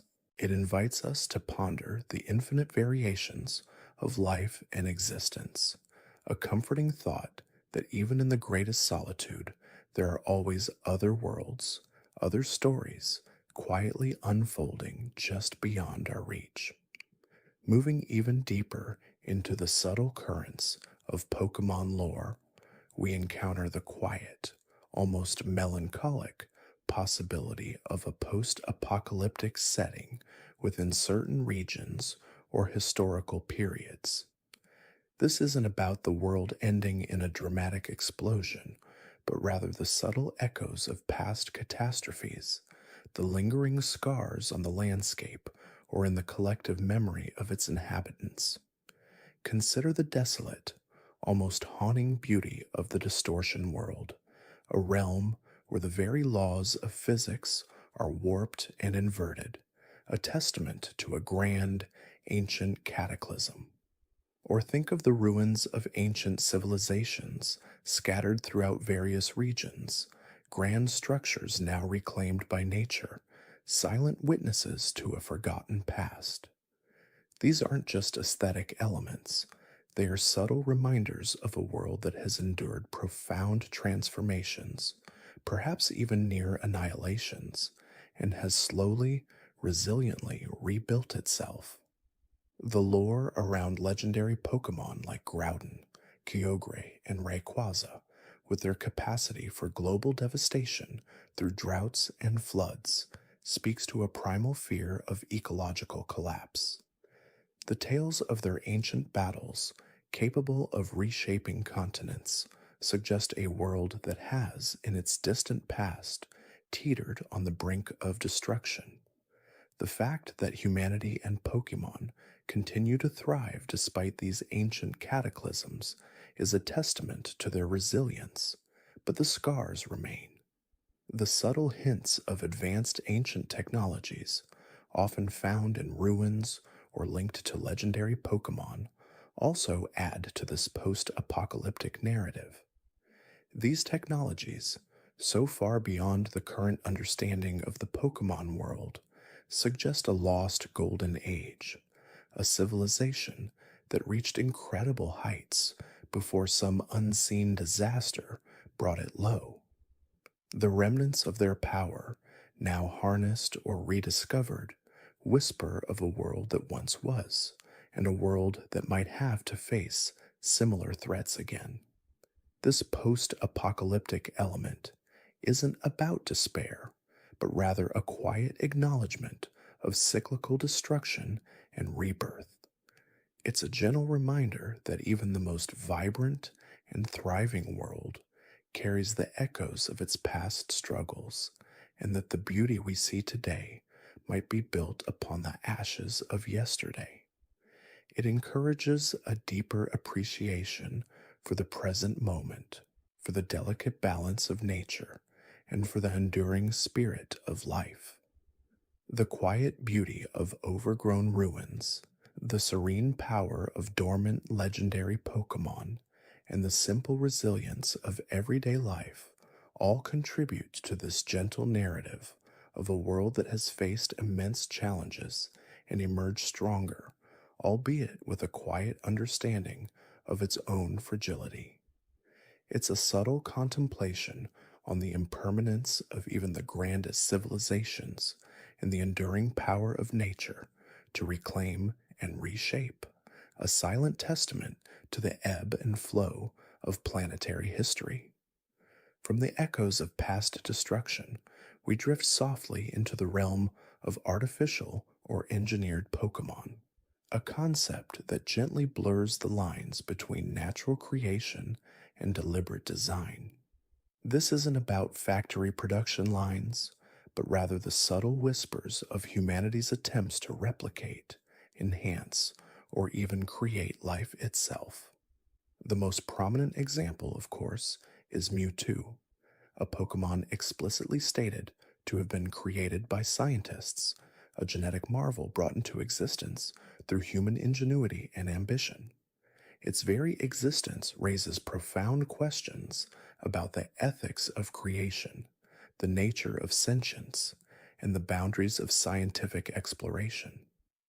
Mewtwo is not merely a powerful Pokemon, it is a living philosophical dilemma, a testament to humanity's capacity for both wonder and hubris. But the concept extends beyond just Mewtwo. Consider the mysterious Porygon line, Pokemon composed entirely of computer data, capable of existing and moving within electronic networks. They are not born in the traditional sense. They are programmed, uploaded, and evolved through technological means. This suggests a world where the very definition of life is expanding, where artificial intelligence and digital existence are becoming increasingly intertwined with the organic world. Even some legendary Pokemon, like the mighty Genesect, are described as having been technologically enhanced or revived from ancient forms, their natural power augmented by human intervention. This implies an ancient history of scientific exploration and manipulation of life, a quiet ambition that runs parallel to the natural evolution of Pokemon. This notion of engineered Pokemon adds a layer of gentle complexity to the world. It suggests that humanity, in its pursuit of understanding and power, has always sought to interact with and even shape the very fabric of life around it. It's not a violent imposition, but a subtle, often curious exploration of what is possible. It raises questions about the responsibility that comes with creation and the unforeseen consequences of tampering with natural processes. The struggles and triumphs of these artificial Pokemon, their search for identity and purpose, become a quiet reflection of humanity's own journey of self discovery and ethical consideration. It's a gentle reminder that even in a world brimming with natural wonders, the hand of humanity, with its boundless curiosity and inventive spirit, leaves its own unique and often profound mark, quietly shaping the future in ways both beautiful and unsettling. The very presence of these created beings serves as a soft mirror, reflecting humanity's aspirations and its limitations, a quiet testament to the enduring quest to understand and perhaps even command the very essence of life. From the deliberate creation of life, we subtly shift our focus to the dark side of Pokemon training and battling, a gentle undercurrent that acknowledges the less glamorous, more challenging aspects of the Pokemon world. This isn't about overt cruelty or malicious intent, but rather the quiet, often unspoken pressures and difficult realities that exist beneath the surface of the grand adventures. Consider the sheer physical demands placed upon Pokemon in battle, pushing their limits, enduring powerful attacks, and risking injury for their trainers. While the bond between trainer and Pokemon is often portrayed as idyllic, there is an inherent element of sacrifice and struggle involved in competitive battling. The quiet exhaustion in a Pokemon's eyes after a tough fight, the need for healing and recovery are subtle reminders of the tolls taken. Then there's the competitive nature of the Pokemon world itself. Not every trainer succeeds, not every Pokemon becomes a champion. There are countless forgotten trainers, countless Pokemon who never reach their full potential or who are left behind. This isn't a narrative of despair, but a gentle acknowledgement of the natural hierarchy and the often unseen struggles of those who don't make it to the top. The quiet desperation of a trainer trying to win, the pressure to perform, and the emotional impact of defeat are all subtle facets of this darker side. Even the act of catching Pokemon, while presented as an exciting adventure, involves forcibly capturing wild creatures, albeit with the promise of a better life and partnership. The initial resistance of a wild Pokemon, its struggle against the Pokeball, hints at a loss of freedom, a gentle subjugation, even if it ultimately leads to a strong bond. This dark side also encompasses the more ethically ambiguous actions of certain organizations or individuals who exploit Pokemon for their own gain, often glimpsed in the background or as minor antagonists. These aren't always grand, evil schemes, but sometimes just small acts of selfishness or neglect. The quiet suffering of Pokemon used for profit, or those abandoned when they no longer serve a purpose, are subtle reminders that even in a world full of wonder, human flaws and desires can cast a long shadow. This gentle exploration of the less ideal aspects of the Pokemon world adds a layer of realism and depth. It reminds us that even in a seemingly utopian setting, there are complexities, challenges, and ethical considerations. It encourages empathy, not just for the powerful and celebrated Pokemon, but for all creatures who navigate the often difficult path of existence, a quiet contemplation on the responsibilities that come with wielding power and forming bonds, and the unseen struggles that unfold beneath the surface of every grand adventure. From the subtle struggles of individual Pokemon and trainers, we begin to perceive the environmental degradation and pollution that quietly exists within the Pokemon world, often hinted at through subtle visual cues or background lore. This isn't about overt, catastrophic ecological collapse, but rather the gradual, almost imperceptible impacts of human activity on the natural world. Consider the industrial areas in various regions, with their towering smokestacks and polluted waterways. While often presented as centers of progress, they inherently suggest a cost to the environment. The faint haze in the air, the discolored water in certain lakes or rivers, are subtle visual indicators of a world grappling with the consequences of its own development. The presence of certain Pokemon species, like Grimer and Muk, whose very existence is tied to sludge and waste, serves as a living testament to pollution. They are not merely creatures, they are ecological indicators, their prevalence in certain areas quietly signaling a decline in environmental health.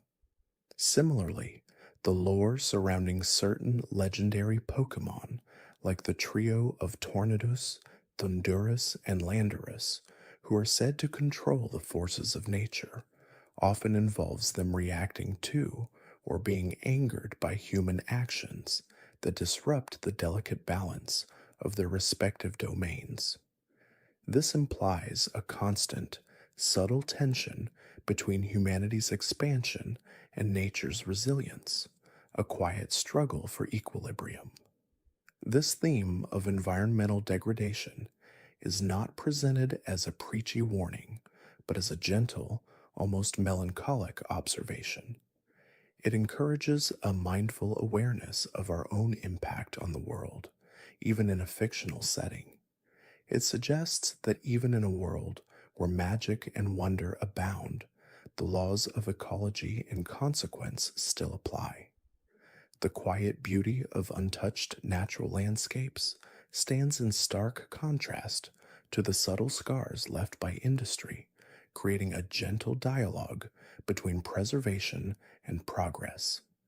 It's a subtle invitation to contemplate our relationship with the environment, to appreciate the delicate balance of ecosystems, and to consider the long term effects of our actions, even the smallest ones.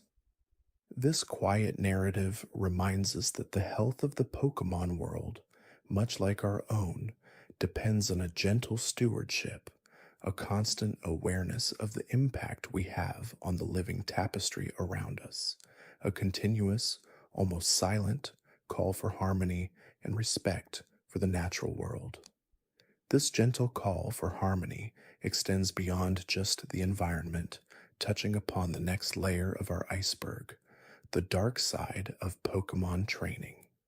This isn't a condemnation of all trainers, but rather an exploration of the ethical ambiguities and potential pitfalls inherent in a system where powerful creatures are captured, trained, and often used in battles. Think of the early games, where certain gym leaders or rival characters are portrayed as harsh or uncaring towards their Pokemon. While these instances are often softened in later iterations, they highlight the possibility of exploitation. The idea of a Pokemon being forced to battle, even if it eventually develops a bond with its trainer, raises questions about agency and consent. What of the Pokemon that are not chosen by trainers? Do they simply exist in the wild, forever yearning for a life of purpose or companionship that might never come? The sheer volume of Pokemon in the world implies that countless individuals remain uncaptured, their potential perhaps never realized. And what of the concept of releasing a Pokemon? While presented as an act of kindness, it also implies a prior act of ownership and control, a decision made by the trainer for the Pokemon, often without the Pokemon's direct input. Consider the ethical implications of Pokemon breeding, a mechanic that allows trainers to create offspring with desired stats and abilities. While seemingly innocuous, it delves into questions of selective breeding, genetic manipulation, and the commodification of living beings. Are Pokemon being treated as individuals with unique personalities or as a collection of desirable traits to be optimized? The existence of facilities like the daycare, where Pokemon are left for extended periods, sometimes without their trainers, also subtly points to a system that, while convenient, can sometimes overlook the emotional needs of the Pokemon themselves. The longing glances some Pokemon give when their trainers leave them, or the occasional stories of Pokemon feeling abandoned, offer a glimpse into the emotional complexities of their existence. Then there's the competitive battling scene, a cornerstone of the Pokemon world. While often framed as a test of skill and strategy, it inherently involves putting Pokemon in situations where they can be injured, exhausted, or even faint. While the games assure us that no Pokemon are truly harmed, the visual representation of their struggles and the explicit mention of fainting implies a level of physical exertion and potential distress. The pressure placed on Pokemon to perform, to win, to be the very best can be a heavy burden. Are they always battling for their own glory, or sometimes simply to please their trainers? The bond between a trainer and their Pokemon is often portrayed as idyllic, a partnership built on mutual respect and affection. However, even in the strongest bonds, there's an inherent power imbalance. The trainer holds the Pokeball, makes the strategic decisions, and ultimately dictates the Pokemon's actions. This subtle power dynamic, while often benign, can, in less scrupulous hands, tilt towards control and even manipulation. The very concept of a Pokemon League and the pursuit of championship status, while a noble goal, also creates a hierarchy, a system where some Pokemon are deemed stronger and more valuable than others. This can lead to a subtle devaluation of Pokemon that may not possess the same raw power or competitive edge, yet still have unique qualities and personalities. The dark side isn't about outright cruelty, but rather the shades of gray, the subtle ethical questions that arise when intelligent, sentient beings are integrated into a human driven system with specific goals and expectations. It's a quiet contemplation of how responsibility and power intertwine, and how even well intentioned systems can have unintended consequences for those who occupy a less dominant position. This leads us deeper into the unsettling implications of Pokeballs, ethical concerns, and their true nature. The Pokeball, that iconic symbol of the Pokemon world, is often presented as a marvel of technology, a comfortable home for Pokemon, and a convenient tool for trainers. Yet upon closer inspection, its very nature raises profound ethical questions. What exactly happens to a Pokemon inside a Pokeball? The official explanation often suggests a comfortable, perhaps even spacious environment, a place of rest and rejuvenation. However, the sheer act of compressing a living creature, regardless of how technologically advanced the process, into such a small, inanimate object is inherently disquieting. Is it a form of stasis, a temporary suspension of their physical form, or something more profound, something that alters their very being? The games and anime often depict Pokemon willingly entering Pokeballs, or at least not actively resisting.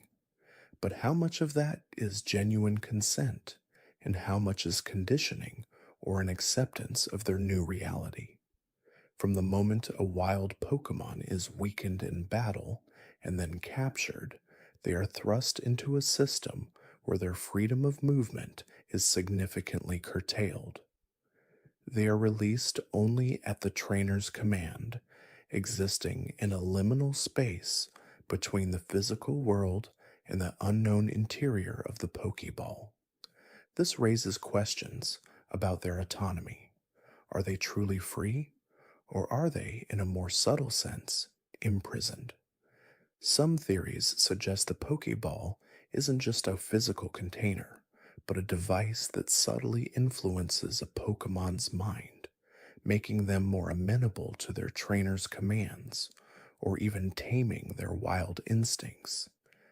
If a Pokemon's will can be bent, even gently, by technology, what does that say about the nature of their partnership with trainers? Does it diminish the genuine bonds formed if an element of technological influence is always present? The concept of a Pokemon being stored in a PC system further complicates this. If a Pokemon can be digitized and transmitted electronically, what does that imply about the fluidity of their existence? Are they truly living beings if their essence can be reduced to data? This blurs the lines between organic life and digital information, hinting at a world where technology has an almost spiritual power over living creatures. The very act of carrying multiple Pokemon in Pokeballs, releasing them at will, and then recalling them, can be seen as a form of objectification. They become tools, interchangeable parts of a team, rather than distinct individuals with their own needs and desires. While trainers often form deep bonds with their Pokemon, the underlying mechanism of the Pokeball allows for a detachment, a convenience that might occasionally overshadow the profound nature of their relationship. The Pokeball, then, isn't just a simple capture device. It's a technology that profoundly redefines the relationship between humans and Pokemon, raising silent questions about freedom, autonomy, and the very essence of what it means to be a living, sentient being within this world. It beckons us to consider the hidden costs of convenience and the ethical tightrope walked by those who wield such power. This quiet unsettling of our understanding of Pokemon captivity leads us to the next profound layer: the extinction events and lost Pokemon. The world of Pokemon, despite its vibrant ecosystems, is not immune to the harsh realities of ecological change and loss. While not always explicitly stated, the lore subtly hints at past periods where certain Pokemon species either vanished entirely or became incredibly rare. Think of the fossil Pokemon. Their very existence as resurrected creatures from ancient times is a testament to species that once thrived but then disappeared. What caused their extinction? Was it natural climate shifts, catastrophic events, or perhaps even early human activity? The games allow us to revive these ancient beings, but this act itself acknowledges a preceding loss, a void in the natural world that science now attempts to fill. Beyond the fossil Pokemon, there are numerous species that are described as legendary or mythical due to their extreme rarity, often implying that their numbers have dwindled over time, pushing them to the brink of non existence. This isn't just about being hard to find, it suggests a struggle for survival against unknown forces. Perhaps it is habitat loss, or competition with other species, or even human encroachment that has driven them to such elusive states. The narrative of protecting these rare Pokemon often carries a poignant undertone, a desperate effort to prevent further loss, to safeguard the last vestiges of unique life forms. The concept of regional variance also subtly highlights the impact of environmental pressures. As species adapt to new environments, their original forms might become less prevalent or even disappear in certain areas. While adaptation is a natural process, it implies a dynamic world where some forms thrive while others fade away, a quiet testament to the ever shifting balance of nature. Consider also the Pokemon that are described as having once been more common, or those whose populations are now explicitly stated to be in decline due to human actions, such as overhunting for specific resources or destruction of their natural habitats. And while these instances are usually presented as isolated cases, they paint a broader picture of a world where human expansion inevitably impacts the wild. The silent disappearance of species, the echoes of their past existence in fossils and legends, serves as a gentle reminder of the fragility of life and the irreversible nature of extinction. It adds a somber depth to the vibrant world, suggesting that even in a realm of magic and wonder, the laws of nature, with its cycles of life and death, creation and loss, assert themselves. It's a quiet contemplation of what has been lost to time and what might yet be lost if careful stewardship is not maintained. This theme of past loss and the potential for future disappearance leads us to ponder the fate of Pokemon after they faint or are released. The concept of a Pokemon fainting in battle, rather than being explicitly killed, is a deliberate narrative choice, a gentle softening of the harsh realities of combat. Yet the question lingers: what truly happens when a Pokemon's HP drops to zero? The animation shows them collapsing, often with swirly eyes, implying unconsciousness, a temporary incapacitation. The game mechanics then allow for revival through various items like potions, full restores, or being taken to a Pokemon Center. This suggests that fainting is indeed a state of extreme exhaustion or injury from which recovery is generally possible. But is it always possible? The games don't explicitly show Pokemon dying from battle wounds, but the implication of damage and injury is always present. A critical hit, a powerful, super effective move, these are described as devastating blows. Could it be that some faintings are more severe than others, leading to permanent incapacitation, or, in a darker interpretation, a quiet passing beyond the player's immediate view? And then there's the act of releasing a Pokemon. When a trainer decides to release a Pokemon, it's often framed as a benevolent act, returning the creature to its natural habitat, giving it freedom. The animation depicts the Pokemon vanishing into the wild, presumably to live out its days unburdened by battles or human commands. But what happens to a released Pokemon, especially one that has spent its entire life with a trainer, accustomed to regular feeding, healing, and guidance? Is it truly free, or is it suddenly vulnerable, ill equipped for a wild existence it no longer remembers or never truly experienced? A released Bidoof, after living in a Pokeball for years, might adapt quickly to a forest. But what about a highly specialized Pokemon, perhaps one bred for battle, or a legendary creature accustomed to a specific, protected environment? Do they truly thrive, or do they struggle to find food, shelter, and avoid predators in an unfamiliar world?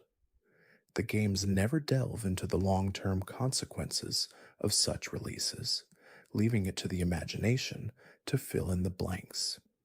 It's an almost romanticized notion of freedom that, upon closer inspection, might carry its own quiet tragedies. The idea of abandonment, however well intentioned, hovers subtly over the act. This brings us to the intriguing and often unsettling relationship between humans and Pokemon, particularly in the creation of artificial Pokemon. The most prominent examples are the Porygon line, created entirely from computer programming. Their existence raises profound questions about sentience, artificial intelligence, and the ethical boundaries of creation. Porygon is a digital being, capable of existing and moving through cyberspace. Can a purely digital entity truly live in the same sense as a biological one? Does it possess consciousness, emotions, or desires? The Porygon family is explicitly stated to have been created by humans, a testament to technological prowess. Yet the Porygon 2 and Porygon Z evolutions are described as attempts to improve upon the original, but often with unintended side effects such as glitching or unstable behavior. Porygon Z, in particular, is noted for its erratic movements and strange cries, suggesting a creation that has gone beyond its creator's full understanding or control. It's a quiet whisper of the dangers of unchecked technological ambition, a reminder that not all advancements lead to perfect outcomes. Beyond the purely digital, there are also Pokemon like Mewtwo, a genetically engineered clone of the mythical Mew. Mewtwo's backstory is one of immense suffering and existential angst, a being created solely for battle, endowed with immense power, but wrestling with its own identity and purpose. Its very existence is a violation of natural order, a hubristic attempt by humans to replicate and even surpass divine creation. Mewtwo's rage and disdain for humanity in its initial appearances are a direct consequence of its traumatic origins, highlighting the ethical quagmire of creating life without considering its inherent right to self determination and a peaceful existence. The narratives surrounding Mewtwo often explore themes of nature versus nurture, the burden of immense power, and the search for meaning in an artificial life. It's a poignant exploration of what it means to be alive, regardless of how one came to be. The lore also presents us with Pokemon that are described as being inanimate objects brought to life, or even spirits possessing objects. Examples like Yamask, which carries a mask that was once its human face, or Litwick, which drains the life force of those around it, delve into the realm of the supernatural and the macabre. These Pokemon blur the lines between the living and the dead, between the tangible and the ethereal. Yamask's Pokedex entries are particularly chilling, noting its memory of its past human life and its tears when looking at its mask. This suggests a lingering consciousness, a soul trapped in a new, non human form, burdened by the echoes of a previous existence. It raises questions about the nature of the soul, transmigration, and the potential for unending suffering. Similarly, the concept of ghost type Pokemon in general often touches upon themes of death, lingering spirits, and the unknown. Some are described as being formed from the spirits of deceased humans or Pokemon, or as beings that thrive on fear or misery. Ghastly, Haunter, and Gengar are said to be invisible and capable of passing through walls, with Gengar even being described as a shadow that can mimic people. Phantump are said to be stumps possessed by the spirits of children who got lost in the forest. These descriptions, while often presented in a somewhat playful or fantastical manner, carry a deep undercurrent of the uncanny and the unsettling. They represent the aspects of life that are beyond our full comprehension, the mysteries of death, and what lies beyond. The idea that a child's spirit could become a Pokemon, or that a mask could retain the memories of a human face, introduces a layer of existential dread, a quiet acknowledgement that the world of Pokemon, despite its vibrant colors, holds its own dark corners and profound philosophical questions. The pervasive presence of these themes, extinction, abandonment, artificial life, and the supernatural, suggests a deeper, more complex world than initially perceived. It's a world where life is precious and fragile, where human actions have far reaching consequences, and where the boundaries between life and death, creation and destruction, are often blurred. The quiet contemplation of these elements, the unspoken stories behind the Pokedex entries, adds a rich, almost melancholic texture to the entire experience, inviting us to look beyond the surface and ponder the deeper implications of existence within this fantastical realm. It's a subtle reminder that even in a world filled with wonder and adventure, there are always shadows, mysteries, and profound questions that linger, waiting to be explored by a curious mind. The calming rhythm of these observations can lead to a deeper understanding, a quiet acceptance of the complexities that exist, even in the most seemingly straightforward narratives. And as these thoughts drift, so too can the mind into a peaceful state of rest, gently exploring the quiet corners of this vast and intriguing world. Beneath these layers of spectral beings and forgotten legacies, we delve further into the abyss, encountering concepts that challenge our understanding of sentience, morality, and the very fabric of reality within the Pokemon universe. Consider for a moment the enigmatic presence of the Ultra Beasts. These creatures, hailing from another dimension, are not merely powerful Pokemon, they are anomalies, beings whose very existence seems to warp the natural order of the world they inhabit. Nihilego, with its jellyfish like form, possesses a neurotoxin that can induce extreme excitement and aggression in those it infects, effectively turning its victims into puppets. The idea of a creature that can subtly, almost imperceptibly, commandeer the will of another, stripping away their autonomy, is deeply unsettling. It speaks to a loss of self, a complete surrender to an external influence, far beyond the typical control exerted by a trainer with a Pokeball. The horror isn't just in the physical transformation, but in the existential dread of losing one's own mind, one's very identity, to an alien force. Then there's the chilling implication of Buzzwole, whose muscular form is a testament to its raw power, but also to its parasitic nature. It drains energy from others, growing stronger as its victims weaken. This isn't just predation, it's a systematic depletion, a slow and agonizing demise for those unfortunate enough to cross its path. The imagery of a life force being siphoned away, leaving nothing but an empty husk, evokes a primal fear of being utterly consumed. Kartana, with its paper thin body, appears delicate, yet it possesses a sharpness capable of cutting through anything.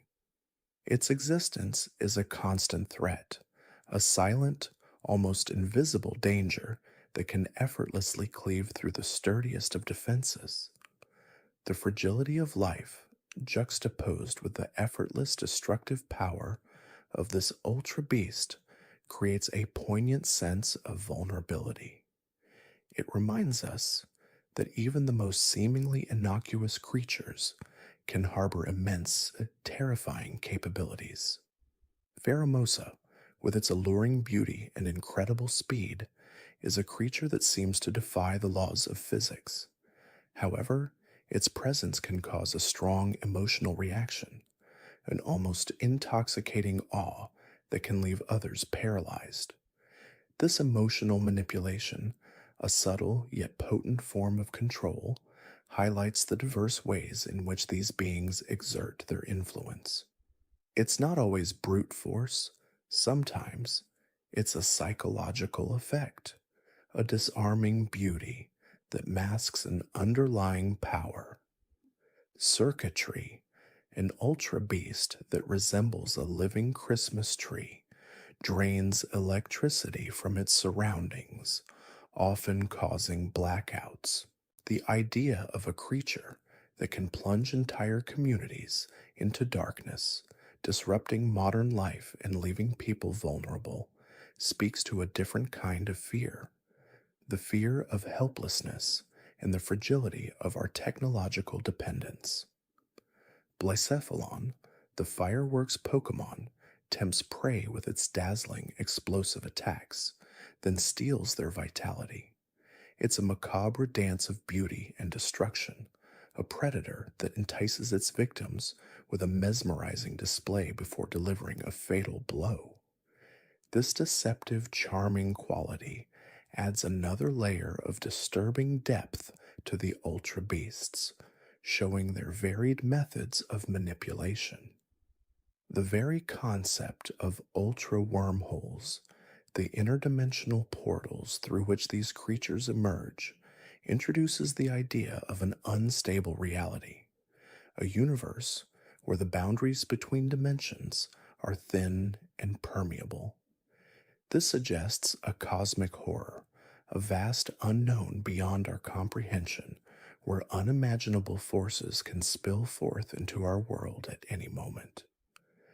The existence of these beings challenges the established order, hinting at a multiverse far more complex and potentially dangerous than previously imagined.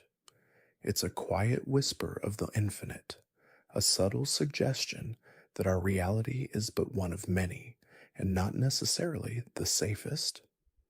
Moving even deeper, we encounter the chilling implications of certain legendary Pokemon and their roles in shaping the very cosmos. Arceus, often referred to as the original one, is credited with creating the Pokemon world, and perhaps even the universe itself. While this concept of a benevolent, godlike creator might seem comforting, there are subtle undertones that hint at immense, almost terrifying power. If Arceus created everything, then it also possesses the power to unmake it. The sheer scale of its abilities, the capacity to shape reality at will, is a power too vast for human comprehension. It implies a creator who is ultimately unknowable, whose motivations and methods are beyond our grasp. The idea of a being so powerful that its mere existence can influence the very fabric of time and space, even if benign, carries with it an inherent sense of awe and fear. What if its will changes? What if its creations displease it? The potential for universal annihilation, however remote, is always present. Giratina, residing in the distortion world, a realm where time and space are distorted, represents the antithesis of creation. Banned from the regular world for its violence, Giratina embodies chaos and antimatter. Its very existence is a disruption, a force that seeks to unravel the orderly progression of reality. The distortion world itself, with its inverted physics and unsettling atmosphere, is a testament to Giratina's nature, a place of perpetual unease, where nothing is quite as it should be. The idea of such a powerful entity being banished, yet still existing, still a potent force, suggests a constant underlying threat to the stability of the universe. It's a reminder that even in a world created by a benevolent deity, there are forces of chaos that seek to undo that creation. Then there are the societal implications, the darker echoes of human behavior within the Pokemon world. The existence of criminal organizations like Team Rocket, Team Plasma, and others who exploit Pokemon for their own nefarious purposes highlights the darker side of humanity. These groups aren't just cartoon villains, they represent greed, power hunger, and a complete disregard for the well being of other living creatures.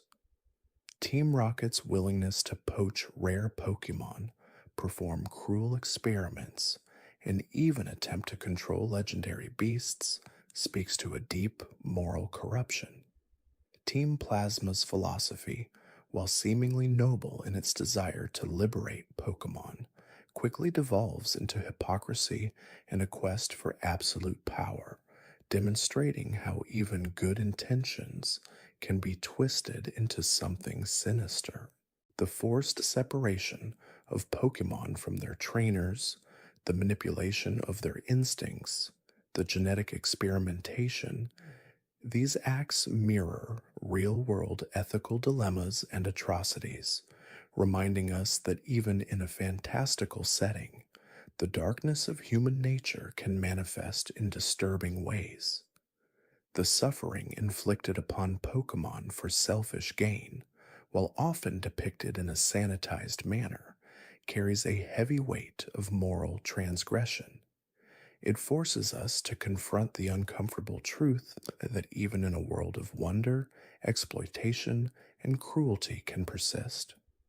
Consider the pervasive element of ancient civilizations and their often tragic demises, leaving behind ruined cities and cryptic legends.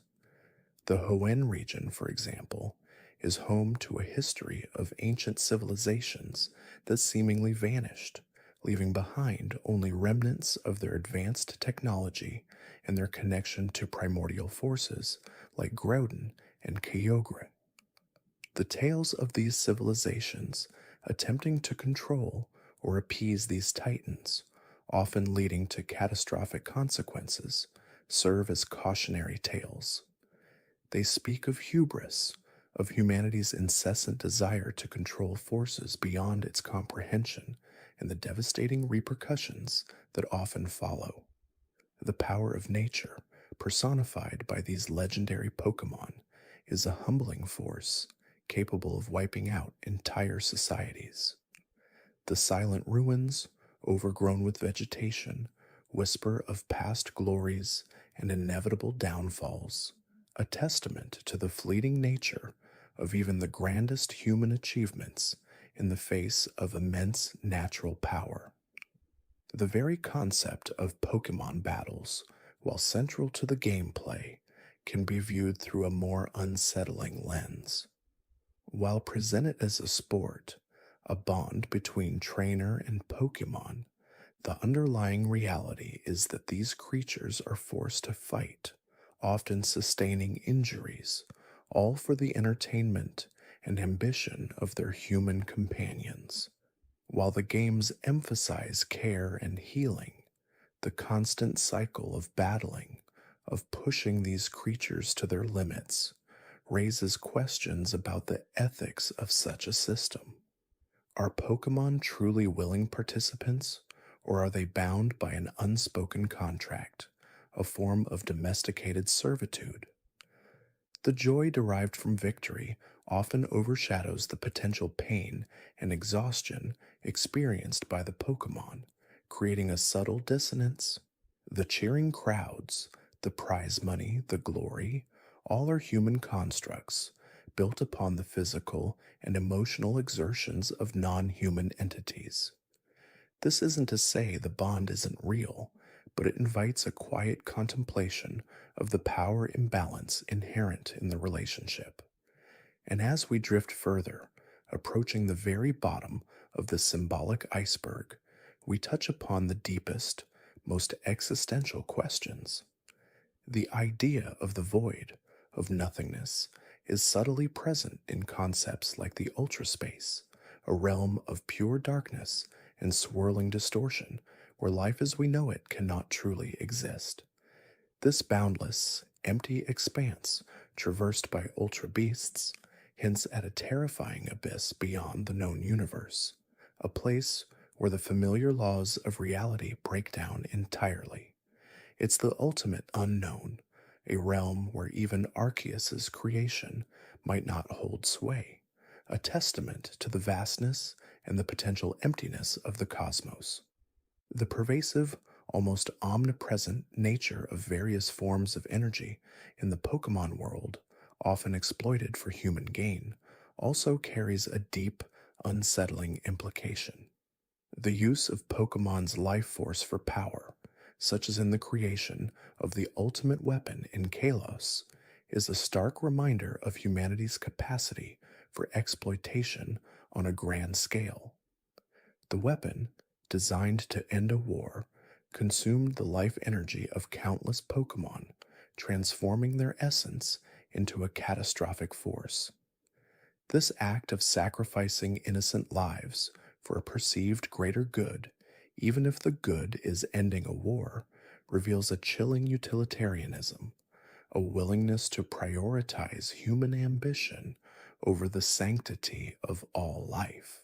It's a dark echo of real world conflicts and the immense cost of human endeavors, a quiet whisper that even in a world of magic and wonder, the echoes of real world suffering and moral compromise are never far away. Thus, profound ideas, often hidden beneath layers of vibrant colors and thrilling adventures, slowly reveal themselves to the contemplative mind. They are the subtle shadows, the unanswered questions, the whispers of a reality far more nuanced and complex than it first appears. It's a world that encourages us to look deeper, to question, and to ponder the intricate tapestry of life, death, creation, and destruction. And as these quiet thoughts settle, a peaceful calm can descend, allowing the mind to wander gently into the depths of slumber, carrying with it the quiet echoes of a vast and wondrous, yet sometimes unsettling world. The very concept of evolution in the Pokemon world, while outwardly presented as a natural progression of growth and strength, holds a deeper, more unsettling undercurrent. It's often instantaneous, a dramatic transformation spurred by external stimuli like evolutionary stones, trade, or even specific locations. This isn't the slow, gradual evolution we understand in the natural world. Instead, it's a sudden, almost forced metamorphosis, a complete rewriting of a creature's biological code in a flash of light. What happens to the original consciousness during this process? Does it merge, transform, or is it fundamentally extinguished and replaced by a new, more powerful entity? The Porygon line, for instance, evolves through technological upgrades, hinting at a blurring of lines between natural life and artificial constructs. Porygon 2 is explicitly described as having been upgraded, and Porygon Z as having dubious programs installed leading to erratic behavior. This raises questions about the definition of life itself and whether these digital Pokemon truly possess a soul or are merely complex algorithms given form. The concept of an unownable Pokemon, like the legendary creatures who cannot be caught and forced into battle, subtly highlights the ethical considerations of capture and training. While the vast majority of Pokemon are catchable, the existence of those who defy this convention suggests an intrinsic right to freedom that is not extended to all. Imagine a world where certain sentient beings are simply deemed free, while others, equally sentient, are subjected to a life of combat and servitude. It's a quiet moral dilemma, usually glossed over by the thrill of the adventure, but present nonetheless. Then there are the more direct, undeniable instances of manipulation and ethical ambiguity. The creation of Mewtwo, a Pokemon engineered from the DNA of Mew, represents a pinnacle of scientific hubris. Born from genetic experimentation, Mewtwo is a being of immense power, yet it grapples with its artificial origins and its purpose. Its rage and contempt for humanity stem directly from its creation, a Frankensteinian narrative where the creation turns on its creator.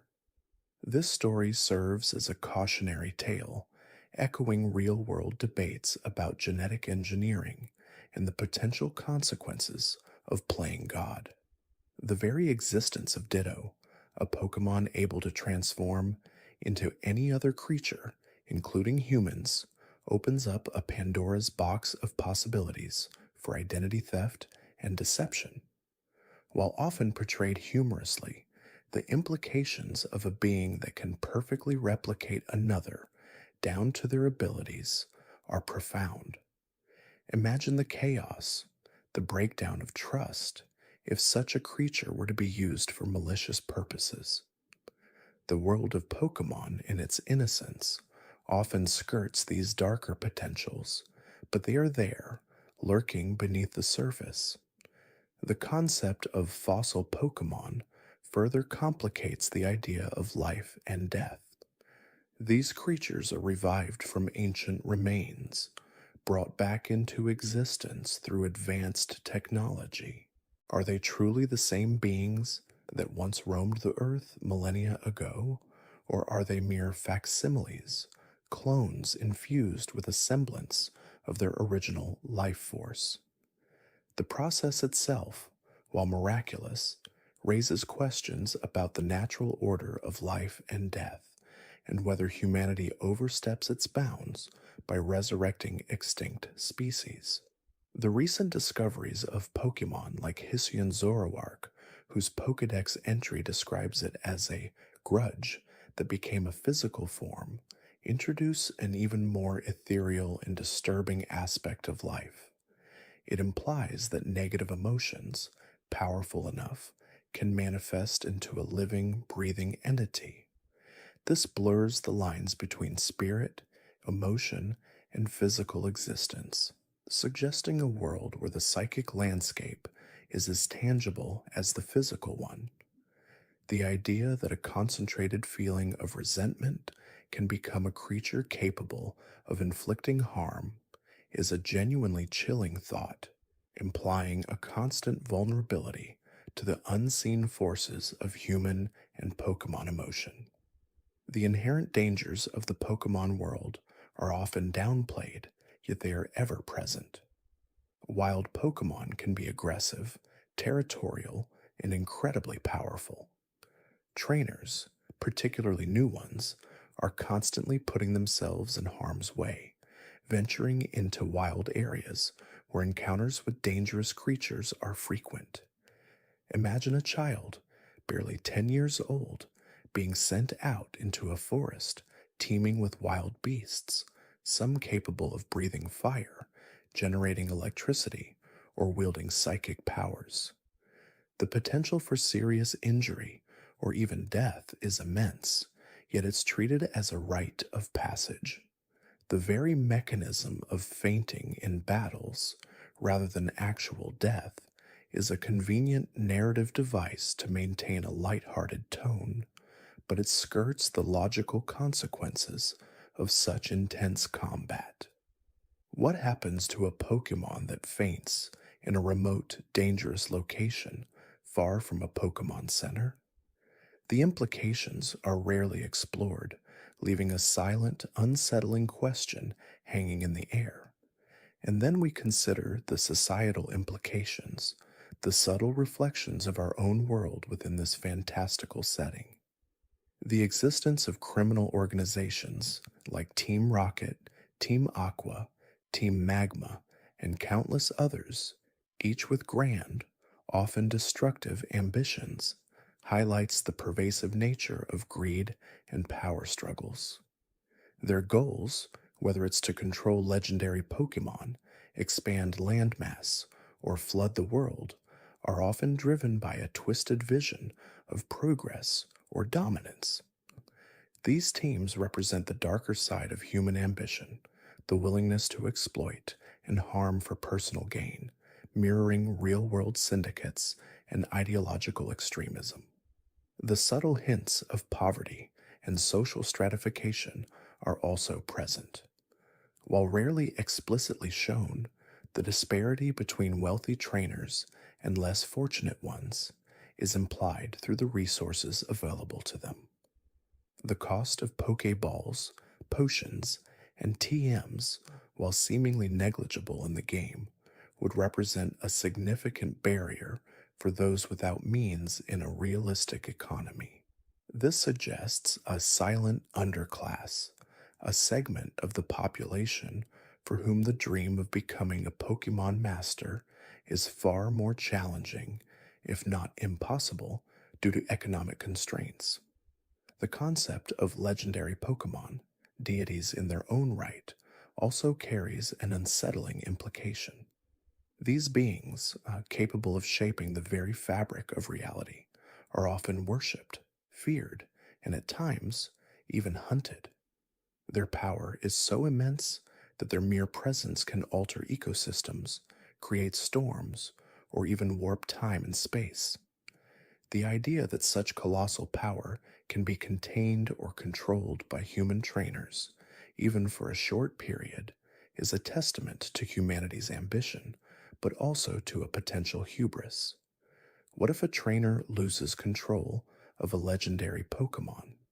The consequences could be catastrophic, far beyond the scope of any ordinary disaster. It's a delicate balance, a constant flirtation with cosmic power that rarely goes wrong in the narrative, but the potential for disaster is always there, a quiet hum beneath the surface of the world. Even the seemingly innocuous act of releasing a Pokemon, sending it back into the wild, carries a melancholic undertone. While often done with good intentions to give a Pokemon a better life, it also implies a severance of a bond, a dismissal from service. Does the released Pokemon instantly adapt to the wild, or does it struggle to find its place after being accustomed to a life with a trainer? The emotional impact on the Pokemon, often unaddressed, is a silent tragedy, a testament to the impermanence of even the strongest bonds. The very notion of Pokemon being able to communicate telepathically with humans, or even through their cries, suggests a profound level of sentience that is often overlooked. Their understanding of human language, their ability to follow complex commands, and their capacity for complex emotions like loyalty, sadness, and joy all point to beings far more intelligent and aware than simple animals. This deepens the ethical considerations of their capture, training, and use in battle, transforming them from mere creatures into sentient partners whose silent suffering or joy often goes unnoticed by the casual observer.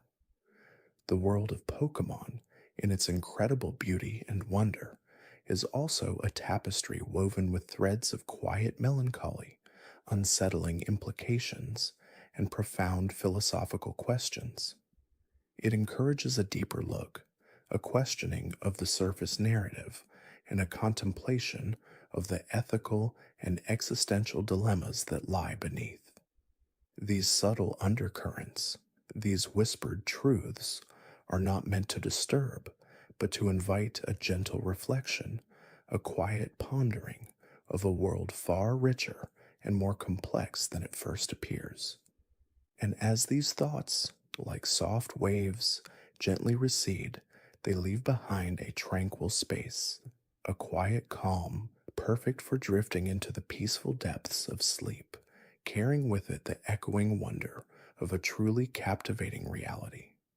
The journey through this iceberg of lore has been one of gentle discovery, a peaceful exploration of the hidden depths, and now, as the last echoes fade, a deep and restful slumber awaits. The quiet contemplation of these deeper layers continues, revealing even more nuanced aspects of this extraordinary world. Consider the phenomenon of Pokemon evolution, a seemingly miraculous transformation that is often taken for granted. While presented as a natural progression, a growth spurt, there are subtle hints that it might be something far more profound, perhaps even a forced alteration or an accelerated genetic shift. The sudden change in appearance, size, and even temperament, often triggered by external stimuli like evolutionary stones or specific levels of training, suggests a process that is not entirely organic. Is it truly the Pokemon's innate desire to evolve, or is it a biological imperative, a programmed response to environmental pressures or human intervention? The act of forcing evolution through repeated battles or the use of items raises questions about the Pokemon's agency in this transformation. Do they experience pain, discomfort, or even a loss of their former self during this radical metamorphosis? The Pokedex entries, while often whimsical, sometimes hint at the struggles involved. For example, some Pokemon are described as becoming more aggressive or less trusting after evolving, suggesting a psychological shift alongside the physical one. This transformation, while beneficial in terms of battle prowess, might come at a cost to the Pokemon's individual identity, a silent sacrifice made for strength. Then there's the concept of mega evolution, an even more dramatic and temporary transformation that pushes these questions further, requiring a special bond with a trainer and a powerful megastone. It is described as unlocking a Pokemon's hidden potential. But what does it truly mean to unlock hidden potential? Is it a natural state or an artificial enhancement, a temporary surge of power that is not sustainable? The intense energy involved, the glowing aura, and the temporary nature of the form suggest a process that taxes the Pokemon's body and spirit. Some mega evolved Pokemon are described as being in pain or distress during this state, their power overwhelming their own being. This powerful yet fleeting transformation seems to tread a fine line between enhancement and exploitation, a powerful tool wielded by trainers, but with potential consequences for the Pokemon itself. The very idea that such transformations are possible and even encouraged highlights a world where the boundaries of natural biology are constantly being pushed and redefined, often by human hands for human purposes. The origins of Pokemon themselves are another realm of profound speculation. While many are clearly animal like, others defy easy categorization, hinting at genetic manipulation, ancient magical forces, or even extraterrestrial influences. Legendary Pokemon, in particular, often have creation myths that speak of shaping the very fabric of the world, of controlling time and space, or of embodying fundamental forces of nature. Are these literal accounts or metaphorical explanations for beings whose power and existence are beyond human comprehension? The sheer diversity of Pokémon, from sentient plants to living rocks, from ghostly apparitions to beings of pure energy, suggests a universe far more diverse and less bound by conventional biology than our own. This opens up the possibility of life forms that exist in entirely different dimensions, or that are composed of matter and energy that we cannot yet perceive. The very notion of a Pokemon as a singular category becomes fluid, encompassing a vast spectrum of beings with wildly different origins and natures. Consider the unsettling implications of certain abilities, like the power to manipulate memories, or to possess human bodies, or to drain life force. While these are often presented as moves in battle, their very existence in the lore paints a picture of a world where psychic powers and supernatural phenomena are not just theoretical, but tangible realities. Ghost type Pokemon, in particular, blur the lines between life and death, suggesting a spiritual dimension to the Pokemon world that is often left unexplored. Do the spirits of deceased Pokemon linger? Can they interact with the living? The existence of Pokemon that are explicitly stated to be the spirits of the dead or that feed on negative emotions raises profound questions about the nature of consciousness, the afterlife, and the unseen forces that govern this world.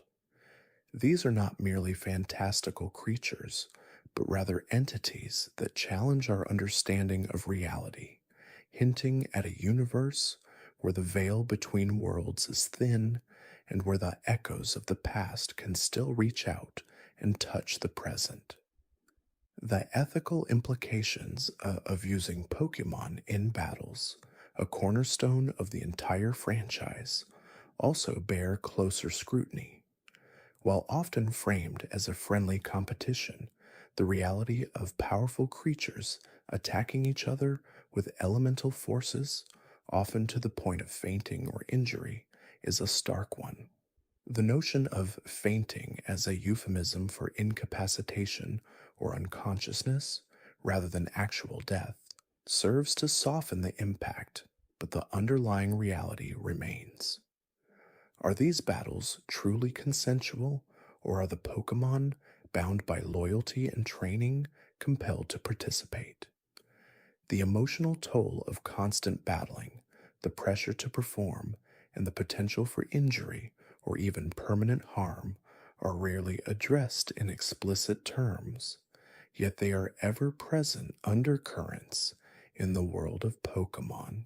The focus is always on the trainer's journey, their growth and aspirations, with the Pokemon often treated as tools or extensions of their will rather than sentient beings with their own desires and freedoms.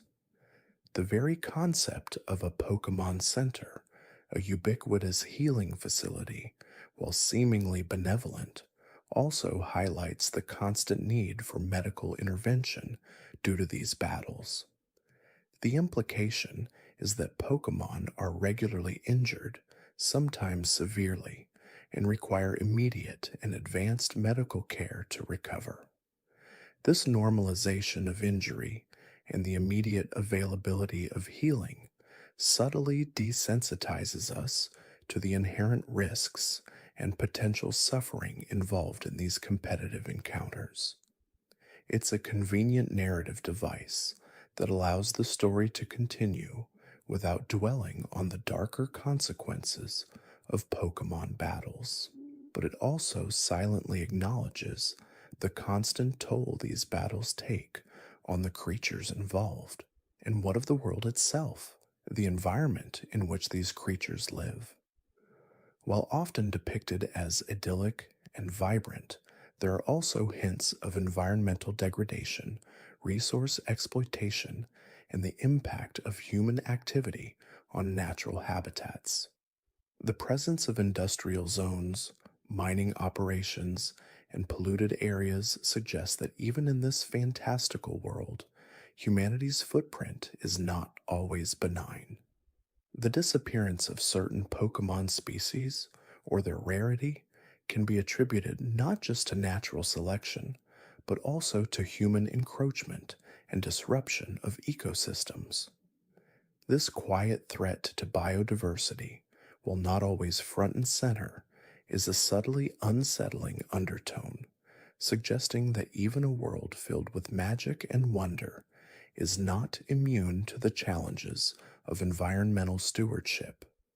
Even the Pokédex, that seemingly innocuous device that provides information on each Pokémon, can be a source of quiet disturbance. While often filled with charming facts, some entries describe behaviors or characteristics that are outright unsettling, even predatory. Pokemon that drain life force, that steal memories, that possess objects, or that are genuinely dangerous to humans are all cataloged with a detached scientific tone. This juxtaposition of scientific observation with potentially terrifying realities creates a subtle unease, reminding us that beneath the surface of cuteness and companionship, there lies a wild and untamed world where survival often comes at a cost and where not all encounters are friendly. The Pokédex, in its calm recitation of facts, inadvertently reveals the darker, more primal aspects of the Pokemon ecosystem, aspects that are often glossed over in the main narrative. Consider the human characters themselves, particularly the trainers. The single minded pursuit of becoming a Pokemon master, often at a very young age, raises questions about childhood, responsibility, and societal pressures. Children as young as 10 years old are sent out into the world to capture and train powerful creatures, to battle against other trainers, and to navigate complex social and environmental challenges, often with minimal adult supervision.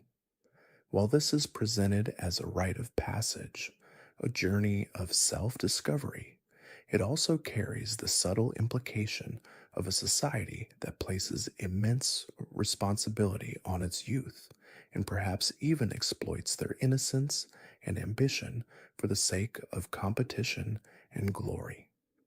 The constant emphasis on strength and victory can also subtly shape the values of these young trainers, potentially prioritizing power over empathy and competition over cooperation. The concept of Team Rocket and other such criminal organizations provides a clear antagonist, but their very existence highlights the darker side of human nature within this world. Their desire to exploit Pokemon for profit, to control them for nefarious purposes, and to disrupt the natural order serves as a stark reminder that even in a world of wonder, greed, and malice can thrive. Their consistent presence, despite repeated defeats, suggests a perpetual struggle between good and evil, a constant threat to the peaceful coexistence of humans and Pokemon. This ongoing conflict, often played out on a grand scale, underscores the fragility of peace and the constant vigilance required to protect both Pokemon and people from those who would seek to harm them. And finally, the very nature of the Pokeball itself, that iconic device used to capture and contain Pokemon, is a marvel of technology with subtly unsettling implications. The ability to shrink a living creature to a microscopic size, to store it in an artificial environment, and to summon it at will is a profound manipulation of biological reality. While presented as a humane way to travel with and care for Pokémon, the act of being stored within a ball raises questions about the Pokemon's experience during this time. Are they in a state of suspended animation? Are they aware of their surroundings? Do they feel confined or comfortable? The convenience of the Pokeball overshadows the potential implications of such a radical alteration of a living being's existence. It is a tool that allows for unprecedented control over nature, a technology so advanced that it borders on the magical, yet its impact on the consciousness and well being of the Pokemon within remains a compelling, unanswered question, a quiet mystery at the heart of the entire Pokemon world. These quiet observations, these gentle ponderings, are not meant to disrupt the magic, but rather to deepen it. They invite a more thoughtful engagement with a world that, on its surface, is filled with light and joy, but beneath holds layers of complex questions and subtle intrigues. As these thoughts drift and coalesce like mist over a tranquil lake, they form a landscape of understanding, a serene space where the imagination can roam freely, leading gently towards the restful embrace of sleep. The journey through these deeper currents is a calming one, a soft unfolding of meaning, leaving behind a profound sense of wonder and a quiet peace, a perfect prelude to the deepest, most restorative sleep.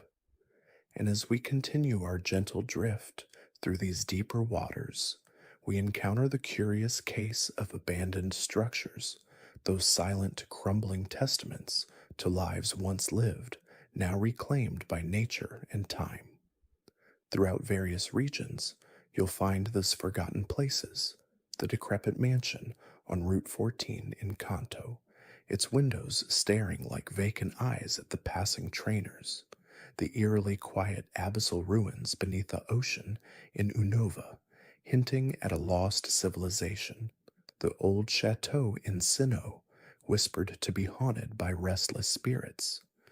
These aren't just scenic backdrops, they are potent symbols of impermanence, remnants of stories untold, of people who once inhabited these spaces, now vanished. What tragedies unfolded within their walls? What dreams were built and shattered here? The very existence of these ruins suggests a history far richer and more complex than the vibrant, bustling cities we typically explore. They speak of decline, of forgotten eras, and perhaps of events so catastrophic they erased entire communities from the map, leaving only these ghostly echoes behind.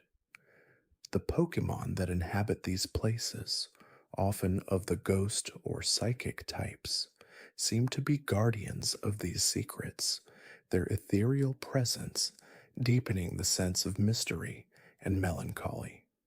They are reminders that even in a world brimming with life, decay and oblivion are ever present forces, quietly shaping the landscape and the lore. Then there's the peculiar phenomenon of Pokemon being seemingly caught and then released or even traded without much consideration for their personal attachments or preferences. While the narrative often emphasizes the bond between a trainer and their Pokemon, the mechanics of the game allow for a fairly casual exchange of these sentient beings. A Pokemon might spend years with one trainer, form deep connections, and then, with a few button presses, find itself in the care of a complete stranger, perhaps even in a different region, far from its original home. Do they experience a sense of loss or disorientation? Are they capable of grieving the separation from a beloved trainer or fellow Pokemon? The ease with which these transfers occur stands in subtle contrast to the emotional depth often ascribed to Pokemon. It raises the quiet question of their autonomy, their desires, and whether the convenience of the trainer always outweighs the emotional well being of the Pokemon. This isn't to say that all trainers are uncaring, but the system itself allows for a degree of detachment that, upon reflection, feels a little unsettling. It's a quiet tension between the game's mechanics and its emotional core, a gentle whisper of the power dynamics at play. And as we continue our slow, tranquil exploration, we might consider the very ecosystem itself and the delicate balance that must surely exist, yet is often manipulated. The introduction of non native Pokemon through trade and travel, the constant battles that disrupt natural habitats, and the human construction that encroaches on wild spaces, all these factors must have profound effects on the environment. While the world generally appears lush and vibrant, the underlying pressures on its biodiversity must be immense. Are there unseen consequences to the widespread domestication of wild creatures? What happens when a rapidly multiplying species brought from another region outcompetes native populations? The world of Pokemon, for all its wonder, also presents itself as a testament to humanity's pervasive influence on nature, for better or for worse. The occasional appearance of environmental crises, such as the droughts in Hoenn caused by Kyogre and Groudon, or the pollution themes often associated with certain industrial areas, serve as gentle reminders that this idyllic world is not immune to ecological disruption. These moments, while often resolved through heroic efforts, highlight the fragility of the natural world and the constant need for stewardship, a quiet echo of our own world's environmental challenges.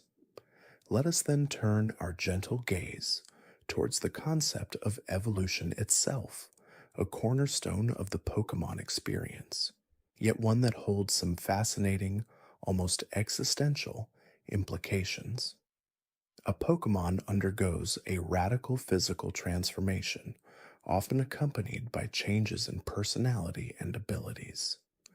But what about the continuity of consciousness? When a Caterpies evolves into a Metapod and then into a Butterfree, is it the same self experiencing these changes?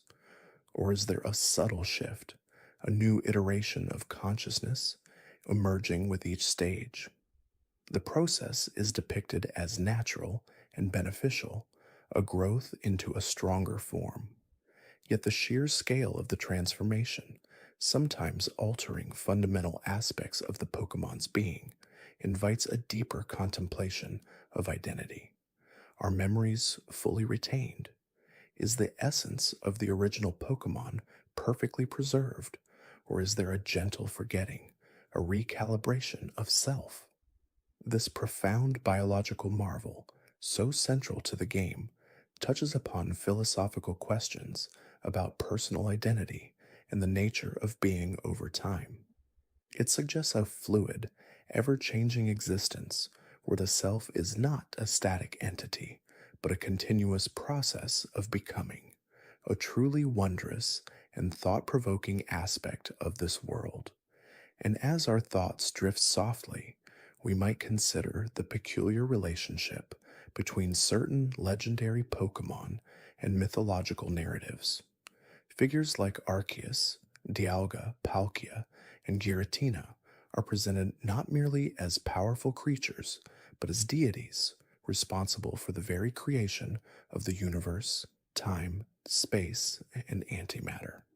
This elevates the Pokemon world beyond a simple fantasy setting and imbues it with a profound, almost sacred cosmology. The idea that such immense power resides within living beings, capable of being encountered, and even in some interpretations, captured by humans, is a truly staggering thought. It blurs the lines between divinity and the natural world, suggesting a universe where the divine is immanent, interwoven into the fabric of existence. The implications of these beings of having emotions, motivations, and even occasional conflicts, as seen in their lore, paints a picture of a pantheon that is both awe inspiring and deeply personal. It adds a layer of spiritual depth to the world, suggesting a grand narrative of creation and cosmic order that gently underpins all the adventures and battles. The existence of these legends shapes the very reality of the Pokemon world, giving it a sense of ancient history and a cosmic purpose that stretches far beyond the immediate concerns of trainers. Now let us gently ponder the quiet sadness that permeates some of the Pokemon themselves, particularly those whose lore speaks of loneliness, loss, or eternal sorrow. Consider Cubone, forever wearing the skull of its deceased mother, its cries said to be filled with grief. Or Mimikyu, who dons a ragged Pikachu disguise, longing for friendship and fearing rejection due to its true appearance. These aren't just cute creatures, they are characters imbued with deep, often tragic emotional backstories. Their existence reminds us that even in a world of vibrant wonder, suffering and longing are not absent. These Pokemon serve as poignant reminders of the universal experiences of loss, loneliness, and the desire for acceptance.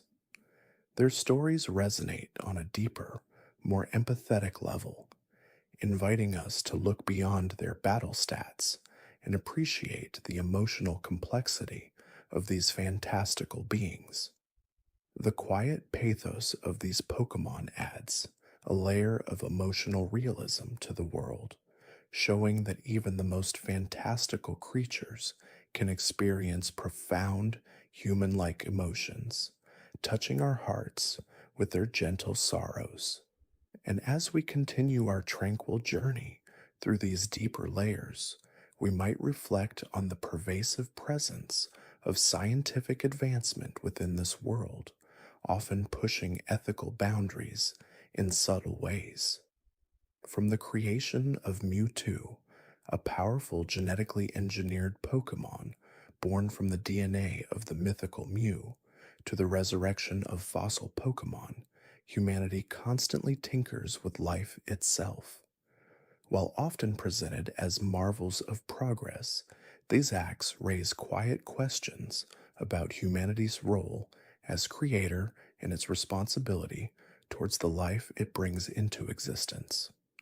Mewtwo's tragic backstory, born of scientific hubris and burdened by its unnatural origin, serves as a poignant cautionary tale.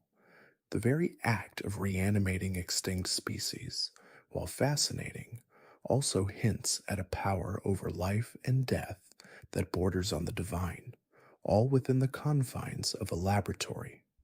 These scientific endeavors, while driving progress, often carry with them a subtle undercurrent of ethical ambiguity, a gentle whisper of the potential consequences of playing God.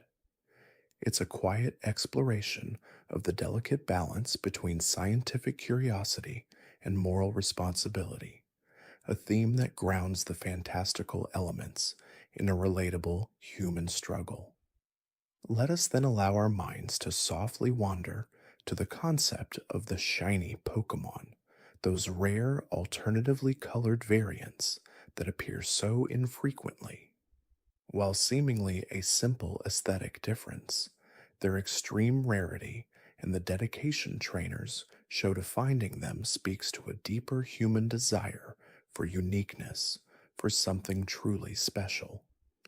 The pursuit of a shiny Pokemon can be a long, arduous, and often solitary journey, a testament to patience and perseverance.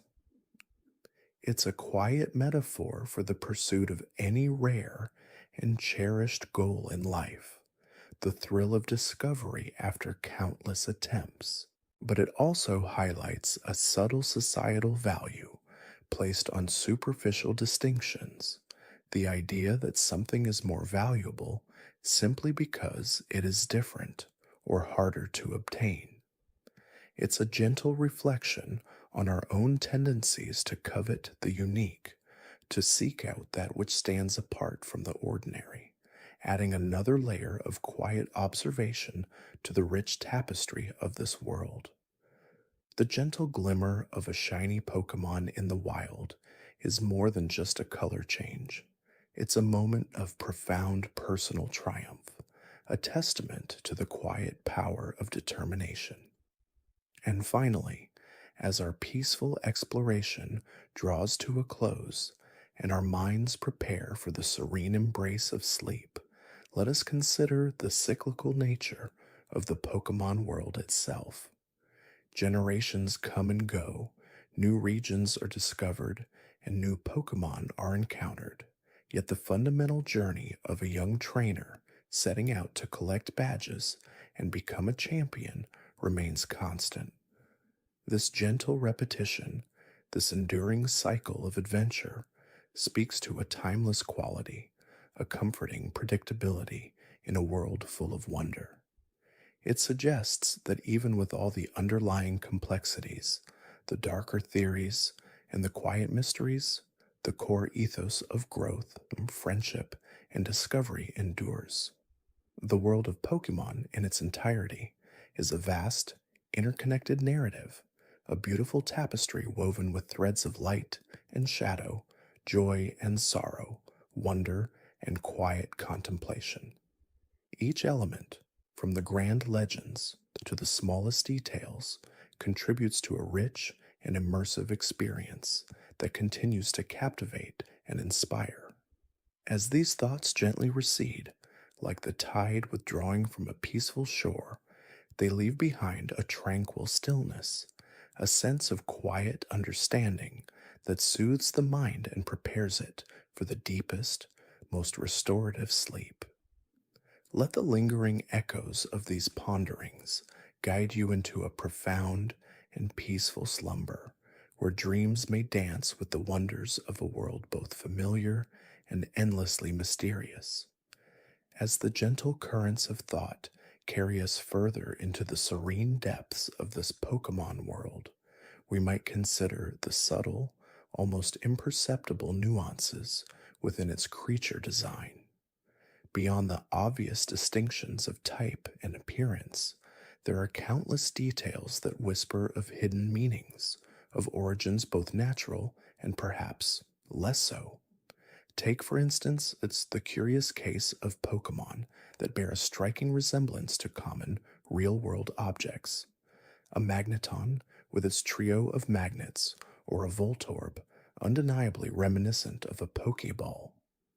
Are these mere coincidences, playful nods from the creators to the world outside the game, or do they hint at a more profound, even unsettling origin story for these particular species? The theory quietly suggests that some Pokemon might not have evolved organically in the same way as their more animal like counterparts.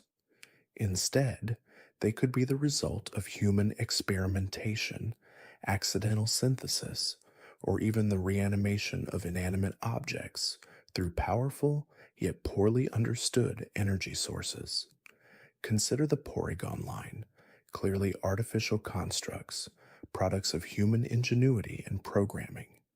This is an overt example, acknowledged within the lore itself. But what of the more subtle cases? A clay doll, resembling an ancient clay figure, or a Cofagrigus, a sentient sarcophagus. Are these merely imaginative designs, or do they imply that human artifacts, imbued with strong emotions or exposed to particular energies, can awaken, transforming into living, breathing Pokemon? This concept gently blurs the lines between life and non life, between the natural and the artificial. It invites us to ponder the very definition of a Pokemon. If a discarded doll can become a Banette, driven by resentment, or a haunted sword can become a Honedge, Does this not suggest a permeable barrier between the world of objects and the world of living creatures? This idea, while perhaps unsettling to some, also offers a fascinating insight into the vast and unpredictable nature of the Pokemon universe. It posits that life, or at least a form of consciousness, can manifest in unexpected ways, arising from the residue of human emotion, ancient rituals, or advanced technology. And then, there are the Pokemon whose abilities seem to defy the very laws of physics as we understand them. Alakazam's intellect, said to surpass a supercomputer, or the legendary Pokemon capable of warping space and time itself. While these are often attributed to their inherent legendary status or psychic powers, their existence challenges the conventional boundaries of what is possible. It hints at a universe where scientific understanding is still in its infancy, where mystical energies and ancient powers hold sway over the natural order. This isn't necessarily a sinister thought, but rather a humbling one, suggesting that humanity, despite its advancements, is still grappling with the fundamental forces that govern its world. Moving deeper into the calmer currents of contemplation, let us turn our attention to the concept of Pokemon as tools or weapons. While the games emphasize partnership and friendship, the act of battling itself, of commanding creatures to fight for sport or strategy, carries a subtle undertone. The existence of organizations like Team Rocket, who explicitly exploit Pokemon for nefarious purposes, serves as a stark reminder of this potential. But even within the framework of legitimate trainers, the idea of training a Pokemon involves shaping its abilities, honing its power, and ultimately directing its actions towards a desired outcome. This raises a quiet philosophical question. Are Pokemon truly free agents, or are they to some extent beholden to their trainers? The bond is often portrayed as mutual, a partnership built on trust and respect. Yet the power dynamic is undeniable. A trainer dictates battles, chooses moves, and ultimately decides the Pokemon's path. This isn't to say that all trainers are exploitative, far from it, but it does invite a gentle introspection into the ethics of capturing and utilizing these powerful creatures. Is it always for their own good, or is there an inherent self interest in the trainer's desire for strength and victory? The concept of the Pokeball itself, a device capable of instantly shrinking and containing a creature, is a marvel of technology, yet its fundamental nature is also a form of control. While portrayed as comfortable and safe for the Pokemon inside, the mechanism of capture, the swift encapsulation, speaks to a remarkable power over nature. This quiet contemplation isn't meant to diminish the joy of training or the strength of the bonds formed, but rather to acknowledge the complex ethical landscape that subtly underpins the Pokemon world. It's a gentle invitation to consider the deeper implications of our interactions with other living beings, even in a fantastical setting. As we lull into deeper considerations, let's explore the pervasive presence of ancient civilizations and forgotten lore throughout the Pokemon world. Ruins scattered across regions, cryptic tablets, and legends passed down through generations all point to a rich, often turbulent history that predates current human understanding. The unknown, with their symbolic forms resembling an alphabet, whisper of an ancient language, and perhaps an ancient civilization that communicated through these mysterious beings. The myths surrounding legendary Pokemon often describe their involvement in the creation of the world, the shaping of continents, or the control of natural forces. These ancient narratives suggest a world where humanity was perhaps less dominant, where the power of Pokemon was more overtly influential, and where the lines between myth and reality were far more blurred. The forgotten technologies, the lost knowledge of how to harness certain powers, or the reasons behind the downfall of these civilizations remain tantalizingly out of reach. This creates a sense of profound mystery, a quiet acknowledgement that the present reality is but a thin layer over a much deeper, more complex past. It invites us to consider what secrets lie buried beneath the surface, what truths have been forgotten, and what ancient powers might still slumber, waiting to be reawakened. The very landscape of the Pokemon world often bears the scars of these ancient events. Mountains sculpted by legendary battles, forests imbued with mystical energies, or caves hiding remnants of forgotten rituals. This deep geological history, interwoven with powerful Pokemon, suggests a world that is constantly evolving, shaped not just by natural forces, but by the extraordinary capabilities of its inhabitants. It's a quiet reminder that even in a seemingly stable present, the echoes of the past resonate, influencing the present and hinting at future possibilities. This profound sense of history adds a rich, almost spiritual dimension to the world, suggesting that every rock, every tree, every body of water holds a story, a memory of times long past. Now let us turn our minds to the curious phenomenon of Pokemon cries and their interpretation. While often presented as distinct voices for each species, their often abstract, electronic sounding nature, particularly in the earlier generations, has led to quiet speculation.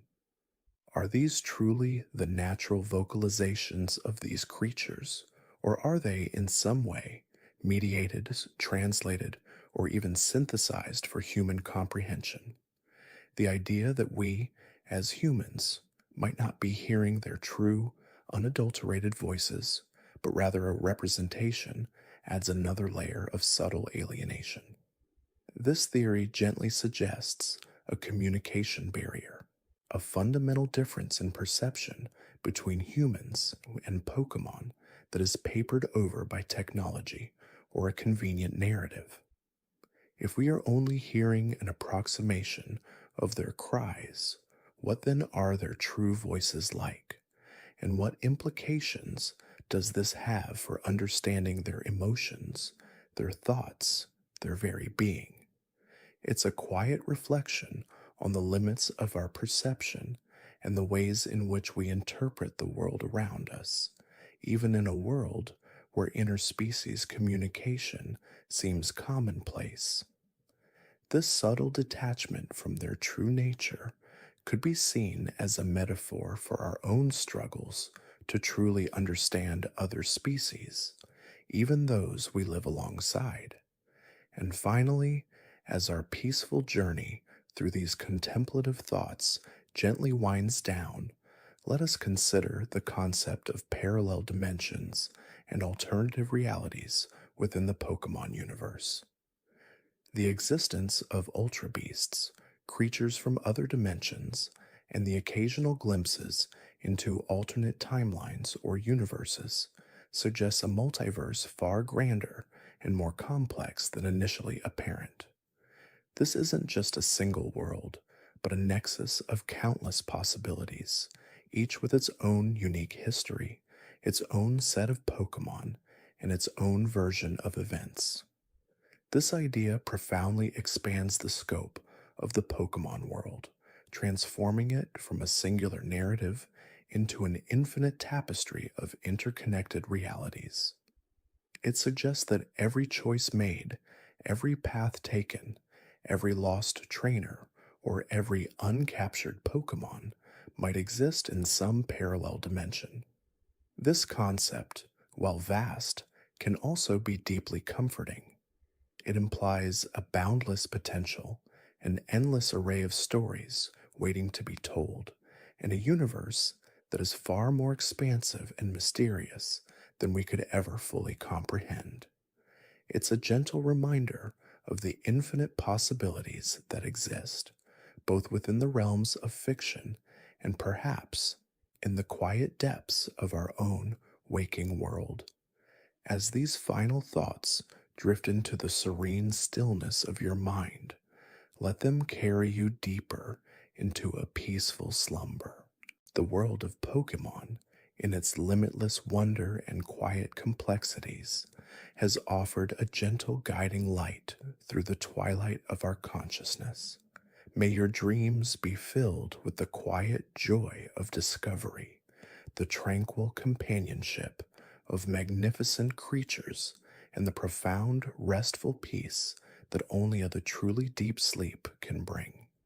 Let the echoes of these ponderings gently fade, leaving behind a tranquil blankness, a perfect canvas for the dreams that await you. The very fabric of time within the Pokemon world, too, presents an intriguing and often overlooked complexity. While we experience time as a linear progression, the influence of legendary Pokemon like Dialga, the master of time itself, implies a far more malleable and perhaps even cyclical nature to its flow. Imagine a world where moments can be rewound, fast forwarded, or even paused, not just theoretically, but through the direct intervention of a cosmic entity.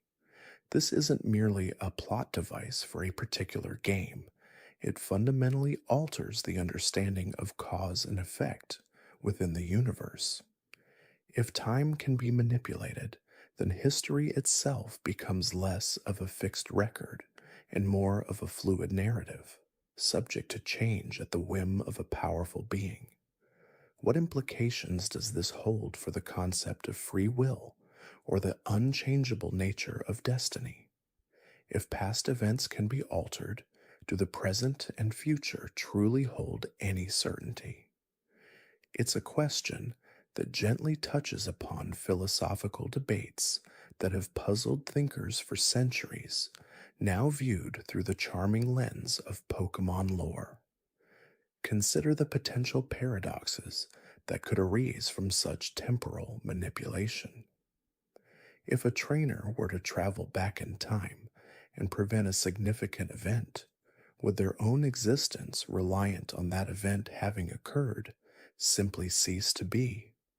Or would a new parallel timeline splinter off, creating yet another branch in the infinite tapestry of the multiverse?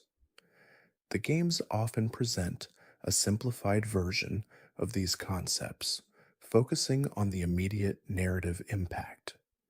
But when we delve deeper, the implications are vast and subtly unsettling. The very notion of historical accuracy becomes dubious when a living legend holds the reins of time. This introduces a quiet uncertainty into every legend, every ancient text, every recorded event within the Pokemon world. How many historical truths are merely the currently accepted version, influenced, or even established by a temporal Pokemon?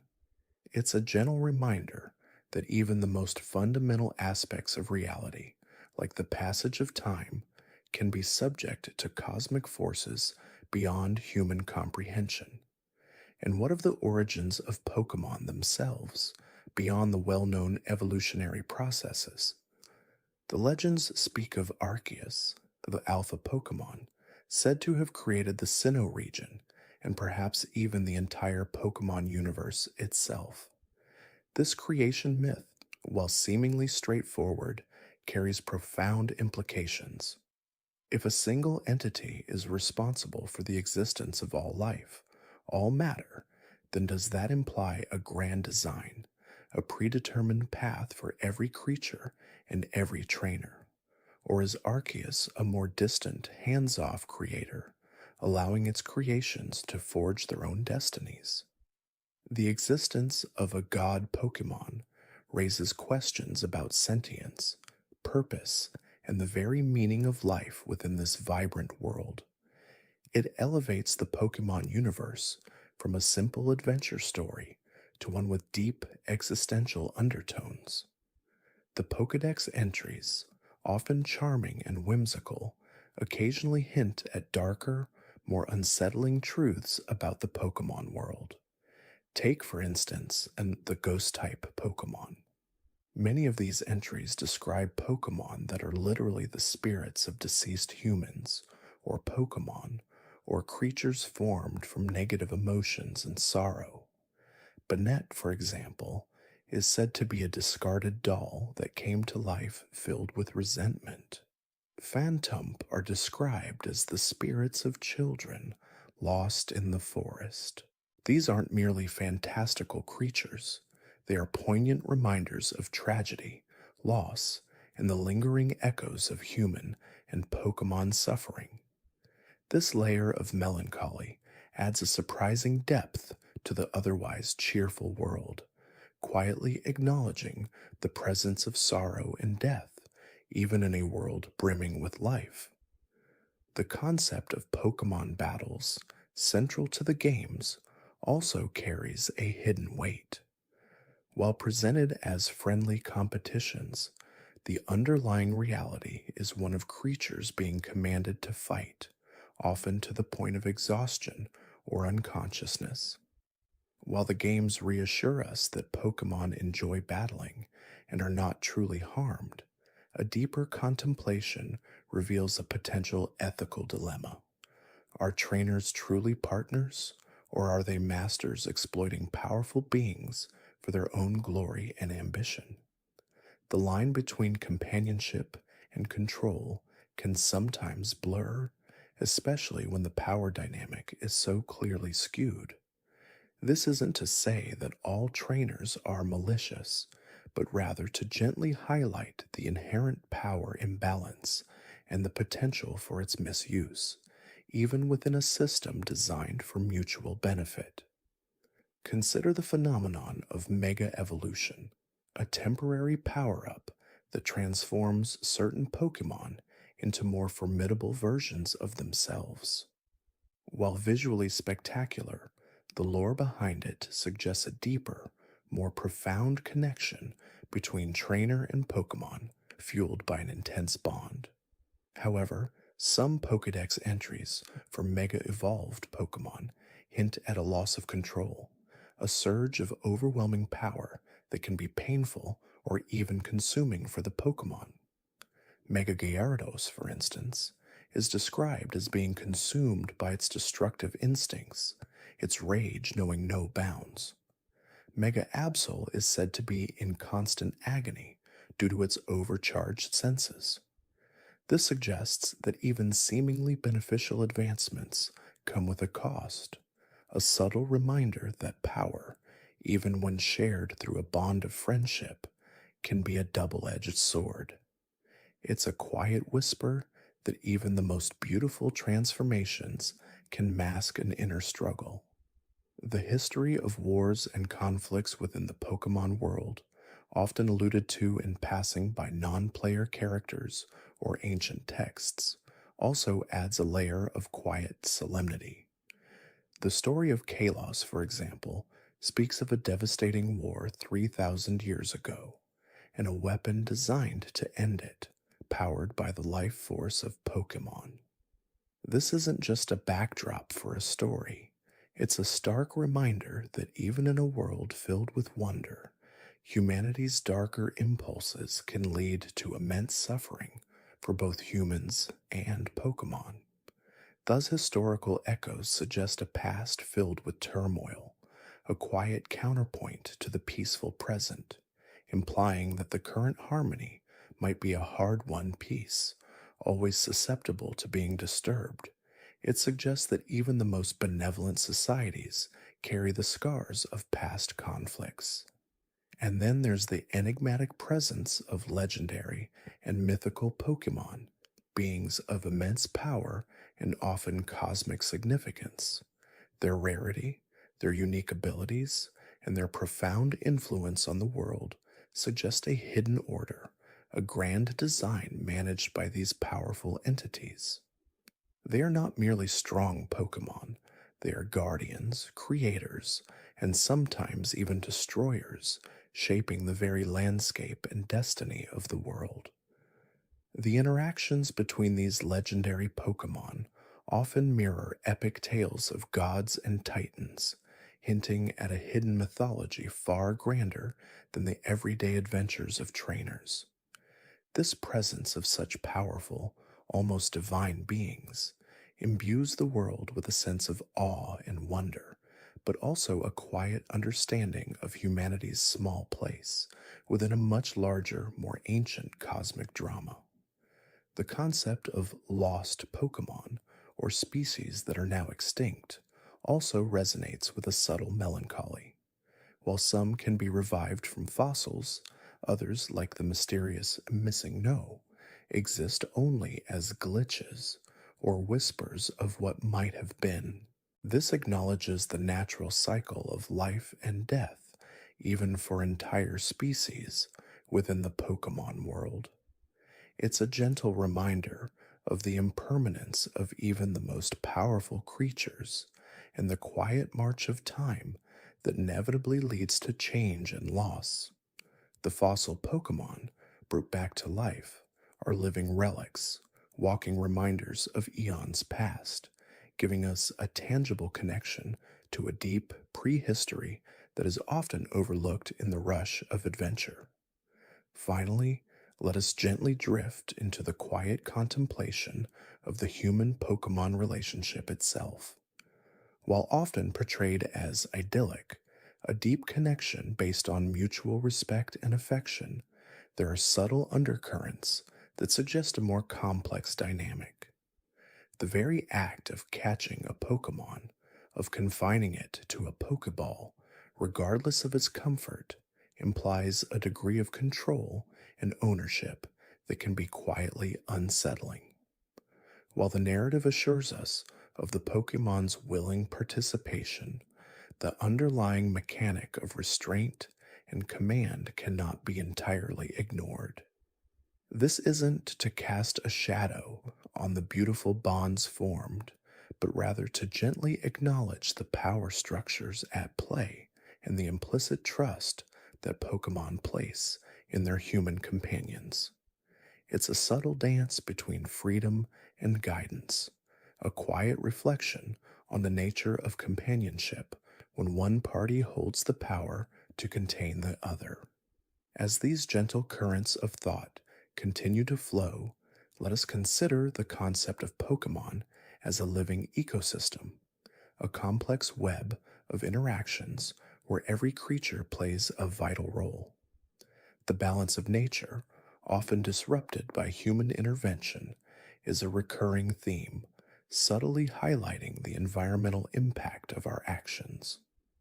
The existence of Pokemon like Garbodor, formed from trash or muck, a living sludge, are not just interesting designs. They are quiet commentaries on pollution and the consequences of neglecting our environment. These creatures, while often seen as nuisances, are also poignant reminders of human wastefulness, existing as a physical manifestation of our impact on the world. They're living, breathing environmental warnings, gently nudging us to consider our footprint. The quiet solitude of certain legendary Pokemon, often found in remote, untouched locations, speaks to a need for isolation and preservation.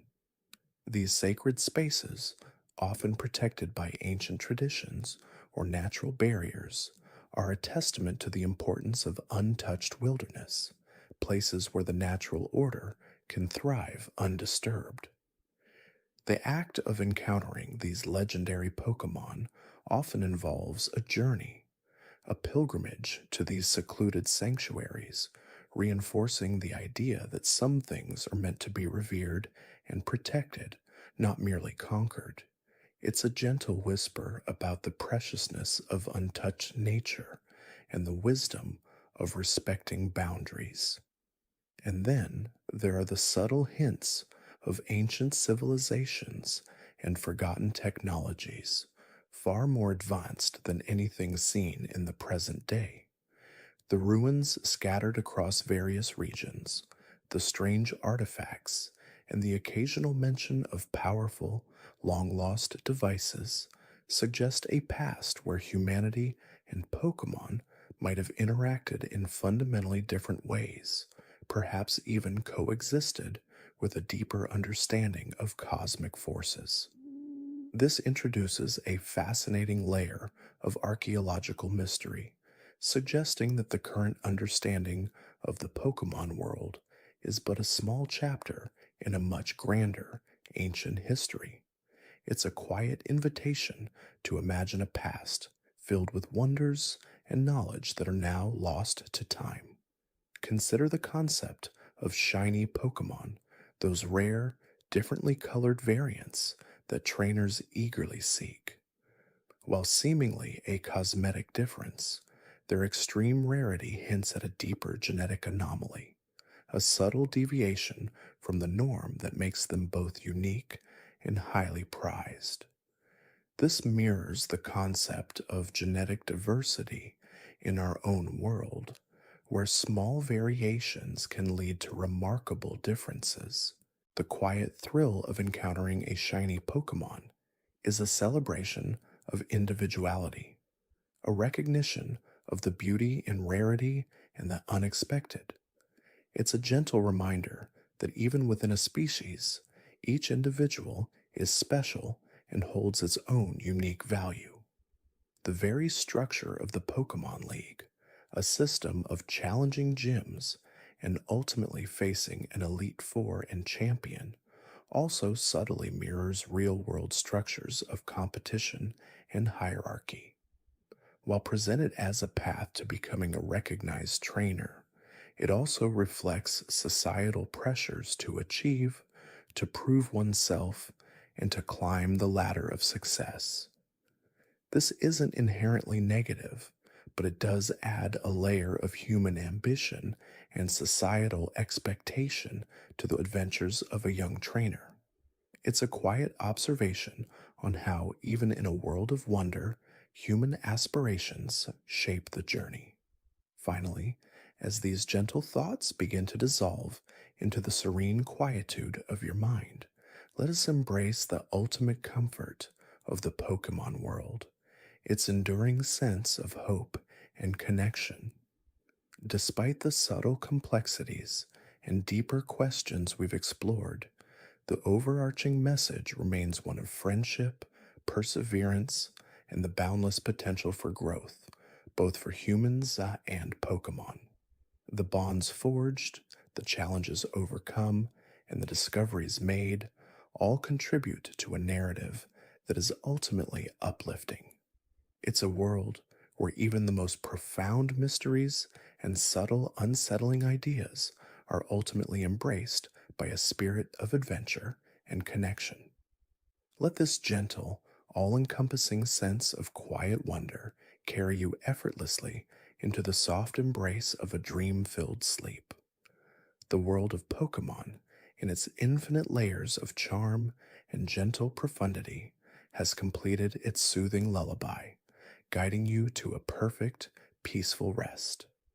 May your slumber be as deep and tranquil as the quietest forest, and your dreams as vivid and heartwarming as the most cherished memory.